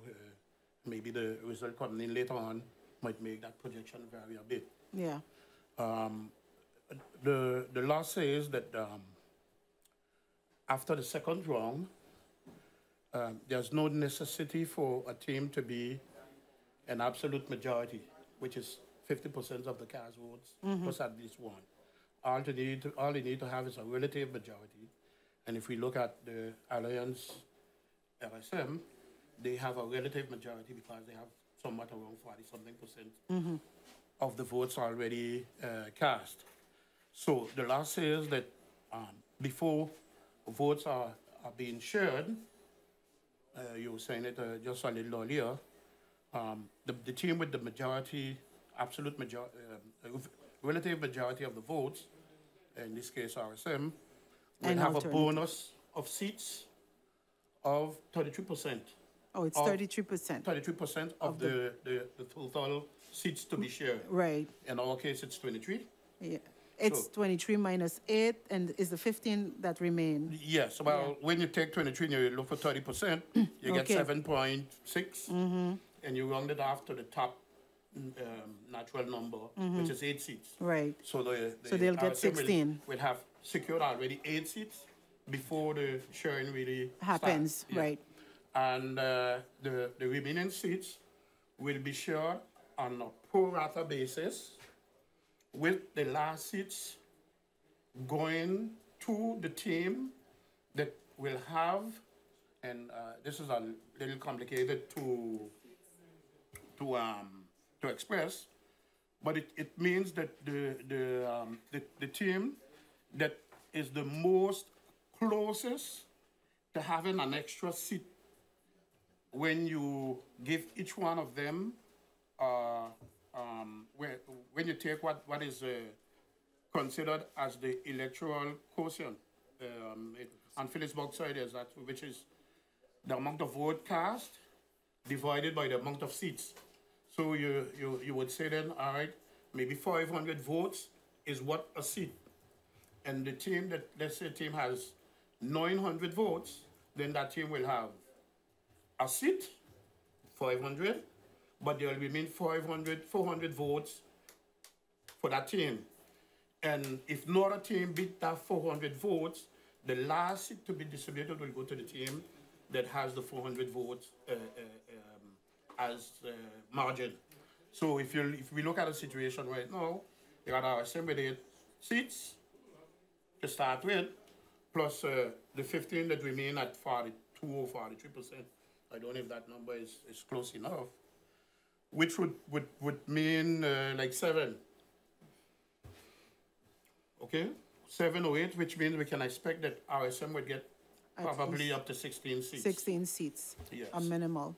A minimum of 16 seats. Right. So now the remaining 7 will go to most probably Gibbs with 4.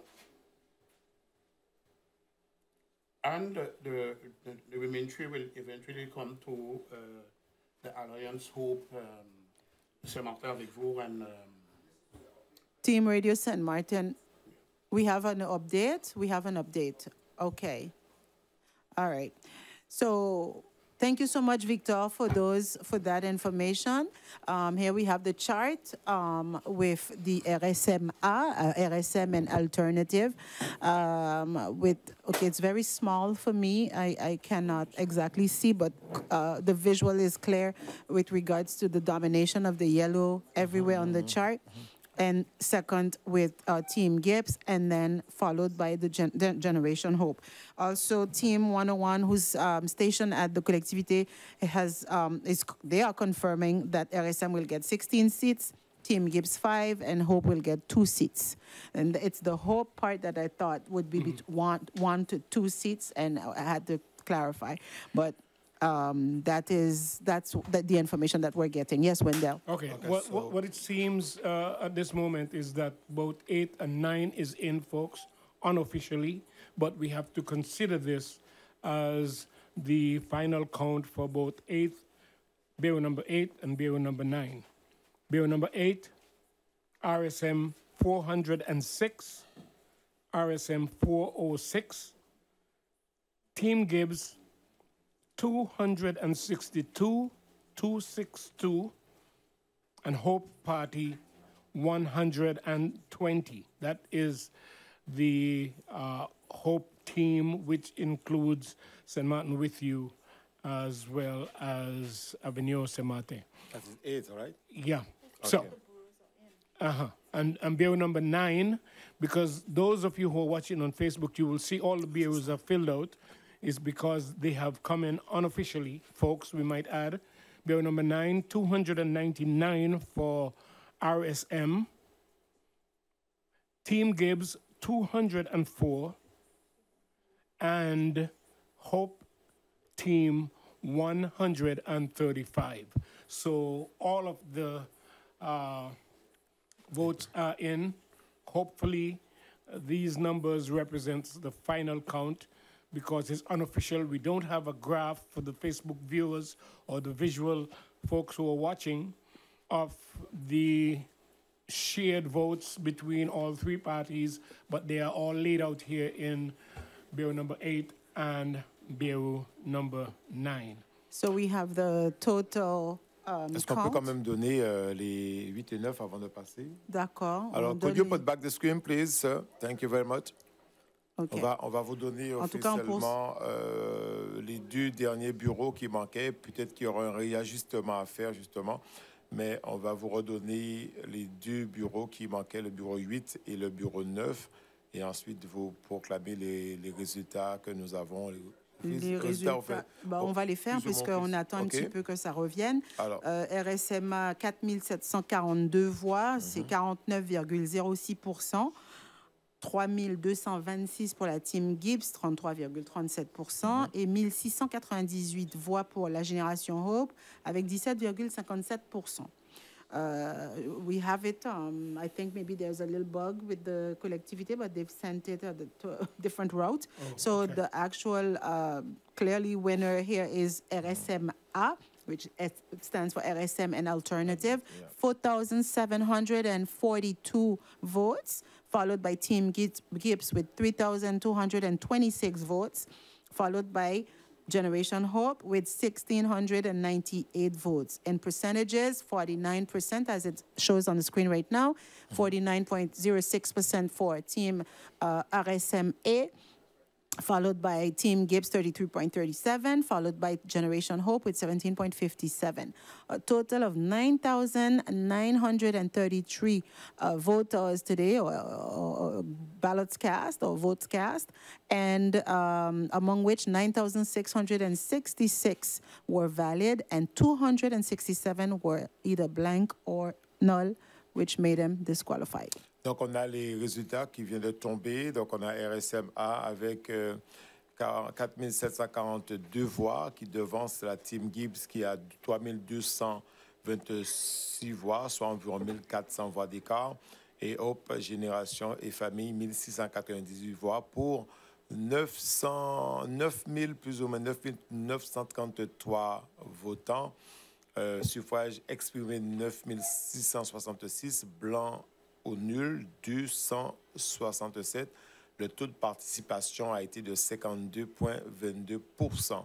En suffrage, nous avons Hope Génération 17,57%, la Team Gibbs 33,37% et RSMA avec 49,06%. All right, so then you have it all laid out as far as the winner of tonight's results of the territorial elections for 2022.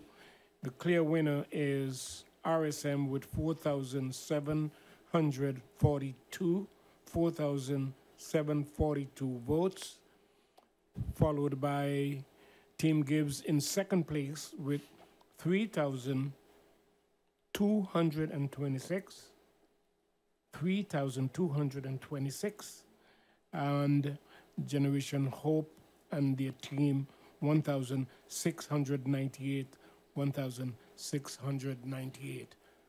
That's it as far as the unofficial result, or can be considered the result. And I say unofficial only because these numbers came via as a result of maybe some glitch that is suggested by DK or something of a negative nature that prevented us from getting these numbers straight from the collectivity that we were getting it before. So there you have it, folks. RSM winning this runoff election by 4,742 versus Gibbs 3,226. 3,226? Yes, 3,226. And Hope Party with 1,698. Voilà. Voilà. Voilà, comme on pourrait dire, la messe est dite. Nous avons les résultats. Donc, RSMA en tête devant la Team Gibbs et en troisième position Hope Party. Alors, what's going to be interesting is to hear the various candidates, hear from President Gibbs, the incumbent president, who's now going to be going across the aisle and go in the opposition.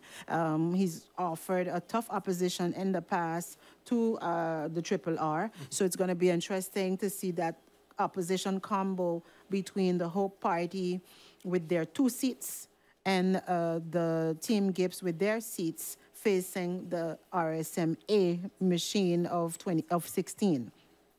On pourrait avoir des conseils exécutifs très houleux, hein? Alors après, ça sera une histoire de choix. Daniel Gibbs made the choice to have someone from opposition in the executive council. And we don't know how this new governance is going to be. Is it going to be inclusive of the opposition or not? Are we going to hear the same set of complaints of not getting the information trickling down? Is Daniel Gibbs himself going to be complaining about the same things? Or, you know, how is this new political dynamic is going to shape up for the Territorial Council of St. Martin is going to be interesting to see. We're not going to find out until we're at least a good year in, because that's when, you know, things are going to start shaking up. I mean, we are in the month of March. We still have to go through our national presidential elections, and we still have to go through our legislative elections to vote and elect our deputy. And also, it's going to be interesting to find out what's going to happen at the Senate on the long term, because the actual senator is Annick Petrus, who went in there with Team Gibbs, but now maybe we going back up for the senatorship, we don't know, but for the senator's seat.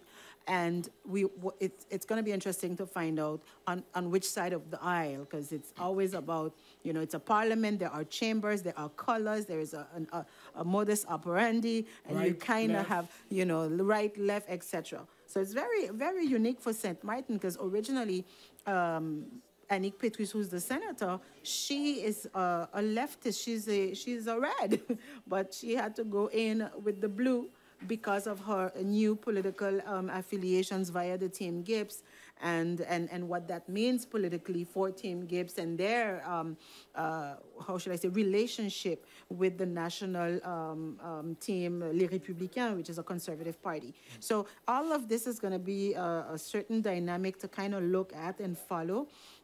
And that's what I'm saying. I was kind of in agreement with Madame Domwa, who was here earlier, and who was saying, you know what, and it is true, we've seen more and more the St. Martin voter is someone that is reading more and needing to understand. And a lot of times people would contact us and say, you know what, I'm still trying to figure out what's the meat of the matter. We're going to the collectivité, right? Oh, well, I don't know. We're going at the collectivité to check out what's going on down there. The blue and the yellow and green flags are floating all over. And Jay is really in the shot showing us with Andrew what's going on as they perhaps await the arrival of the new, the president-elect. I mean, for now, we don't have a president, for those of you listening. We have elected a list. It's a team of people that are going to deal with the governance of the island of St. Martin. And when they will have their inauguration day, they will then install the new team and who is going to be president. In a logical sense, the head of list generally presents themselves as president to the assembly, and that assembly has to then give the confidence to the president to go and govern. Sometimes opposition can be nasty and not want to give that confidence, and sometimes they do. There you go, you're watching the arrival of Louis Musselton, who I can imagine is jubilating. Can we get the sound? Can we get the sound? Can we get the sound? The jubilation seems very clear. It's a long, hard work, Wendell, years of trying to hold a seat that matters in office in St. Martin, and that has not been done so far. This is the first time for Louis Musselton, along with Valérie Damazo, whose aid was, or assistance was definitely needed in this race, according to them, which is why they made their alliance. And now the result and the population there too welcome and applaud and show their satisfaction of the results. Penses-tu qu'ils vont repeindre la collectivité? Comment? Penses-tu qu'ils vont repeindre la collectivité? I don't know. Do you want to guess, Wendell? Do you think they're going to paint over? Are we going to repaint the collectivité? Do you think? That's Milan's question, not mine. I know that the incoming team has their work cut out for them because they would have to prove that they are not like those who have lost the election, which would be the Team Gibbs. Yes. So he has a lot not only to prove, but he has to demonstrate that he is different. That is the main, the key word I'll keep for this tonight. Thank you, Wendell. Demonstrate. And I think that's what missed in the whole Tim Gibbs era, is that when people have felt as if they haven't seen the things happening and the things that were connected to them or that mattered to them or that they could literally physically see, touch, feel. And that's where, so Daniel Gibbs did most likely a lot of good work with, making conventions and, setting up and changing the governance of Semsamar and so forth, but they did not do the regular painting of the building. They did not do the regular building of a school, but they did, it's with administration and bureaucracy, it can take time. And he failed to maybe justify that time that he spent trying to set things up and doing things, and that people couldn't see what's happening, and so they felt cheated. And it did not necessarily mean that he was cheating, but they felt that way, and they did not want more of that for five more years. I had the privilege to speak with him in an interview, and he did say that now is the time for these projects to roll out. And I even mentioned or asked him, what if hypothetically he loses the election, which is the case? He says he can only speak for these projects that he is working on.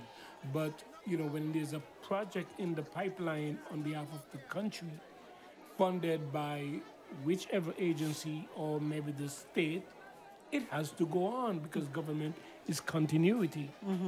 But he says that he cannot give an account for what would happen after when if he left. loses. Yeah. So let's see what happens. Right. Well, we'll see if it was true or not, and if it's literally the case or not. We'll see. We'll find out. And, you know, there's also a pressure to the 100 days. What's going to happen for the next 100 days?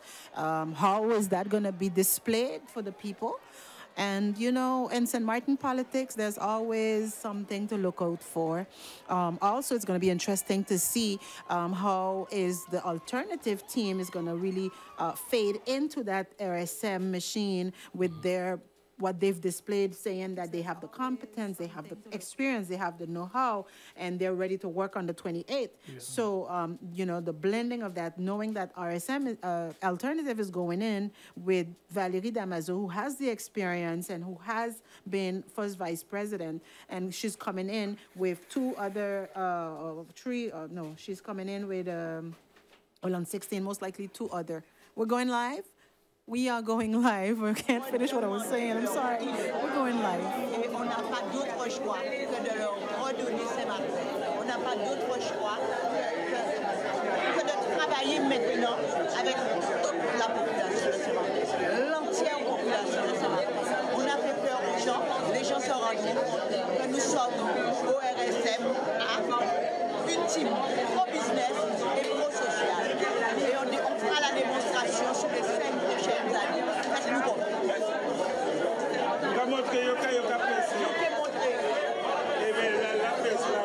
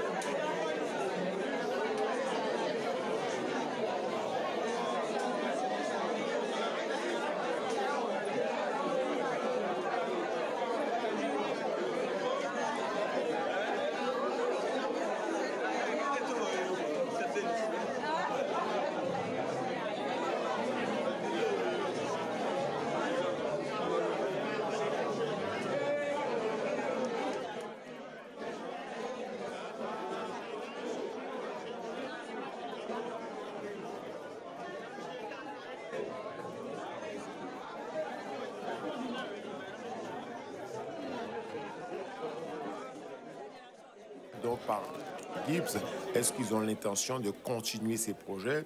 Il me disait qu'ils allaient d'abord évaluer ces projets pour voir ce qui est le plus important, ce qui est le plus nécessiteux pour le pays maintenant avant de prendre une certaine décision. Je pense que le souci, c'est vraiment d'expliquer c'est quoi flécher des sommes, c'est-à-dire est-ce qu'on est au stade où on est prêt à déployer des choses, les fonds sont mobilisés, etc., ou est-ce qu'en fin de compte, on a fait la formule d'un tableau prévisionnel qui est de dire, voilà, on a ces ressources-là, voilà comment on va les utiliser. Et je pense que là, tout ce qui est budgétisé, tout ce qui est dans la pipeline ne pourra pas s'arrêter réellement, sauf si on est toujours au stade de la réflexion du projet.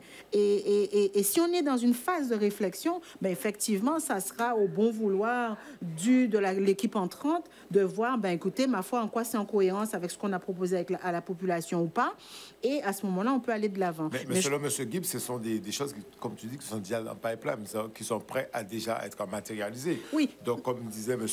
Mossinton, ils vont prendre le temps d'évaluer justement ces projets pour voir si ça correspond vraiment à leur attente et pourquoi pas les poursuivre. Voilà. En tout cas, moi, ce que je sais, c'est que what's going to be important during this new mandate is the talking has to stop. There's gonna need, the St. Martin needs to see things happening, whether it is to clean or organize urban maintenance, whether it is to start fixing our sports infrastructures or whatever.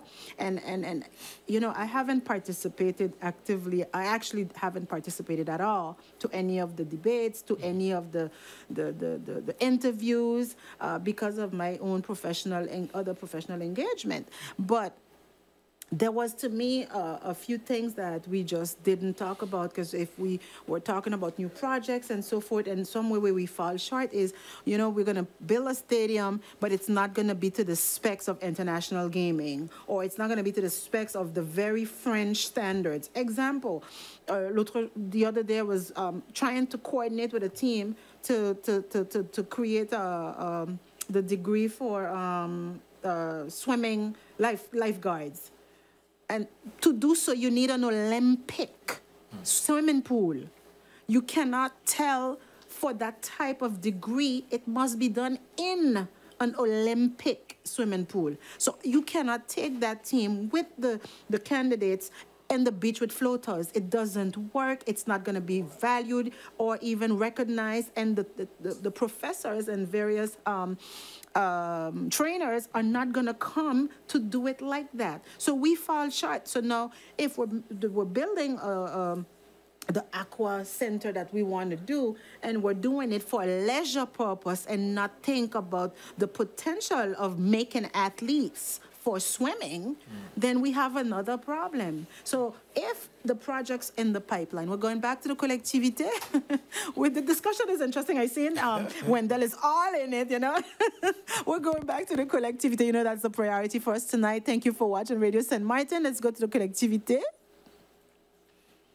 Okay, we are seeing Louis Mossington still getting his hugs and, how do they call it, throwing the flowers while you're alive. He's getting his flowers. I am very proud of this movement for all of us, for the entire country. Let me say thank God for the victory this evening. And let me say also thanks to all of those persons who by near or by far have contributed in such a significant way to this great victory tonight. And I want to share it with the entire population, whether you're on the northern or the southern side, you have made it possible. It's a new day for St. Martin. So this is what we're going to celebrate, and then we're going to get to work, because there are a lot of things to be done to build back our economy and to reassure those who start to doubt about, you know, government taking care of them, government making things happen. So we are ready to work. But again, tonight is a celebration. It's a great moment for our country, St. Martin. It's a new beginning. Thank you. Thank you. All right. This is Amazon. How do you feel about the victory today? I think the people have spoken and we don't have a choice but to follow. So again, I want to thank the 934 voters that gave Alternative a chance to exist. Thank Mr. Mossington and his team for opening their arms. And of course, today now we see that worked and that will what the population really want has paid off. Were you happy with the move? Excuse me? Are you happy with the move? No regrets. I learned never ever to have no regrets in life.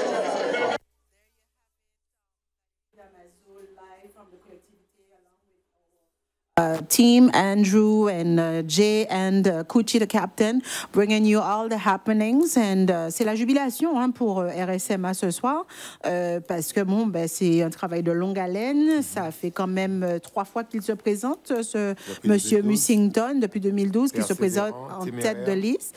Et voilà, donc comme quoi que la persévérance, au bout d'un moment, ça paye. Ça paye. Ça peut payer, en tout cas. En politique, tout est possible. Pour le moment, ça paye, et on verra dans les années à venir qu'est-ce que ça va donner. Et comme il a dit, ils vont, les gens qui doutaient d'eux, ils vont voir ce qu'il vaut en quelque part, ils vont se mettre au travail. C'est tout le bien qu'on pourrait le souhaiter de toutes les manières, parce que si vous êtes élu, c'est pour travailler pour l'intérêt du pays. Et comme les gens parlaient de changement, le changement maintenant est là. Et nous espérons que ça va être un changement qui soit constructif. En fait, que pour que la population soit content en fait du travail qui sera accompli, parce qu'on a entendu tout ce qui se disait peut-être contre monsieur Daniel Gibbs, qui n'était pas assez communicant, qu'on ne voyait pas assez. Et je pense que c'est là où il a failli un peu, c'est le fait de ne pas être proche de la population, de ne pas avoir communiqué. Lui-même l'a reconnu, en fait, qu'il a reconnu qu'il n'était pas assez proche de la population, et que lui également, il a pris du retard pour sa campagne. Parce que les autres étaient déjà en campagne et lui, il disait qu'il était occupé à travailler, à mettre les choses en place. Donc, les autres ont pris une longueur d'avance sur lui et je crois qu'il a payé ça, ce soir. Alors, en ce qui concerne la communication, je pense qu'il faudra qu'on reprenne les bases. C'est-à-dire que communiquer, au départ, c'est choisir un langage pour transmettre un message. Et quand je parle de langage, je ne parle pas de anglais, français, etc. Je parle vraiment du niveau de langage. C'est-à-dire que le même message, c'est un petit peu comme quand on fait du marketing, on achète une voiture. Dans le temps, quand on faisait des cours de marketing, on nous apprenait que pour vendre la même voiture, on va utiliser telles images dans tel pays, telles autres images pour vendre la même voiture. Même la couleur de la voiture était calibrée en fonction des gens ou des gens qu'on voulait atteindre. Et je pense que là où nous avons failli, c'est de faire une communication qui est plutôt institutionnelle, plutôt qu'une communication, j'ai pas envie de dire terre à terre, mais très accessible pour tout le monde et qui puisse un petit peu fédérer les gens autour soit du message, soit du contenu. Et ça, on a failli à ce niveau-là. Donc, je ne sais pas, et c'est pas spécialement la team Gibbs seulement, parce que ce reproche a été fait à l'ensemble des dirigeants de ce territoire depuis 2012. Donc, le Mussington, si tu veux, pour moi, il a du pain sur la planche. Il y a tellement de choses, non seulement à faire, mais il y a surtout les attentes de cette population avec un besoin non seulement de reconnaissance, mais qu'on puisse les rejoindre là où ils sont. Alors, si ça veut donc dire que désormais, chaque mois, au conseil de quartier, il faut organiser des réunions, des machins, des porte-à-porte, il faudra le faire et peut-être ça va faire une dynamique d'emploi, puisqu'en fin de compte, il faudra recruter des gens pour pouvoir faire toutes ces choses-là. Donc, you know, it's really the essence of it all. I don't know. Well, anyway, there you have it, St. Martin, the new president of the collectivity that we can. Est-ce qu'on peut parler, avant de, peut-être, je ne sais pas si on va clôturer, mais est-ce qu'on peut parler d'un échec politique pour Yao Nuazi, M. Jacques Hamlet et... Échec politique, oui, si tu veux. Yeah, go ahead. I'll lead the way. C'est la question que je me pose. Parce lead the way. C'est vrai, par rapport à cette alliance qui n'a pas fonctionné, finalement. Est-ce que, c'est pas un échec de leur part? Mais on ne saura pas. On ne saura pas. OK, here are the seats. We have the seats. Donc, ça sera essentiellement jaune. OK, I'm not seeing the numbers. I'm seeing let me see, 1, 2, 3, 4, 5... 5, 6. Il y a 17 pour les jaunes. 17, tu as compté? Ouais, 17 c'est pas les 16? Jaunes. 17 pour les jaunes, si je ne me trompe pas. Non, 16, oui, 17. 16 plus 1, c'est ça? Oh, j'arrive pas à voir personnellement. Il y a 17 pour les jaunes, 5 pour les oranges et 2 pour les bleus. Pour les bleus. C'est-à-dire Hope. Ouais, Hope 2, 5 for Team Gibbs. Donc, nous sommes on est en train de visualiser, on ne nous a pas mis les chiffres, on est en train de compter. Tu as 16? Moi, j'ai 16. J'ai 2, 4, 6, 7, 8, 9, 10, 11, 12, 13, 14, 15, 16. 16. OK, 16, 20, 23. Ouais, 16 pour les jaunes. 16 for the yellow, 16 for RSMA, 5 seats for the Team Gibbs, the orange team. They call it the vitamin C, huh? and 2 seats for Generation Hope. Your mic is off. My mic is off, but it's on now. And I'm filling my seat once again, and to express my sincere thanks for being in the company of both DK and Milan on behalf of Radio St. Martin 101.5. Bringing you the election results for the Territorial Council for 2022. Thank you, guys. You've made my job a lot easier, especially when it comes to having us joined with Milan this evening. So thank you, guys, for a nice evening. Yes, thank you so much to those of you that followed our election night coverage, both on radio, in Radioland, and on Webland, because now, you know, we were on 721's News Facebook page, along with Radio St. Martin's Facebook page, and of course, with the various amount of people that shared the page and liked it. Thank you so much. And also, you fed and helped us kept the information. You know what you wanted to know. You told us. We paid attention to that. We listened to you, and hopefully we're gonna be able to bring you this week. You know, the first words of the new. I don't want to say president-elect, but the team-elect for sure. Team-elect. So everyone is gonna come at the radio to express their heartfelt thanks, and of course, you know, explain their positioning, their political positioning within the council now with the new dynamic. Eh bien, pour moi, c'est un plaisir d'être avec Wendell, qui a parlé un petit peu français quand même ce soir. Hein, Wendell, un petit peu, voilà, un petit peu français quand même, hein? C'est important. C'est cool. Et ben, c'est mon ami de longue date, Diamond Kate. Eh ben, merci à vous de nous avoir suivis ce soir. J'espère que j'ai été bon appui ce soir. Ah, merci. Superbe, c'était super. Et on te remercie. Et bien sûr, à refaire, hein? We have to do it again. Well, sure. And you can do your French summary that would take us to a wrap. We just did. Oh, you just did. We just did. Thank you so much, guys, for watching. And of course, keep it here on Radio St. Martin. 101.5.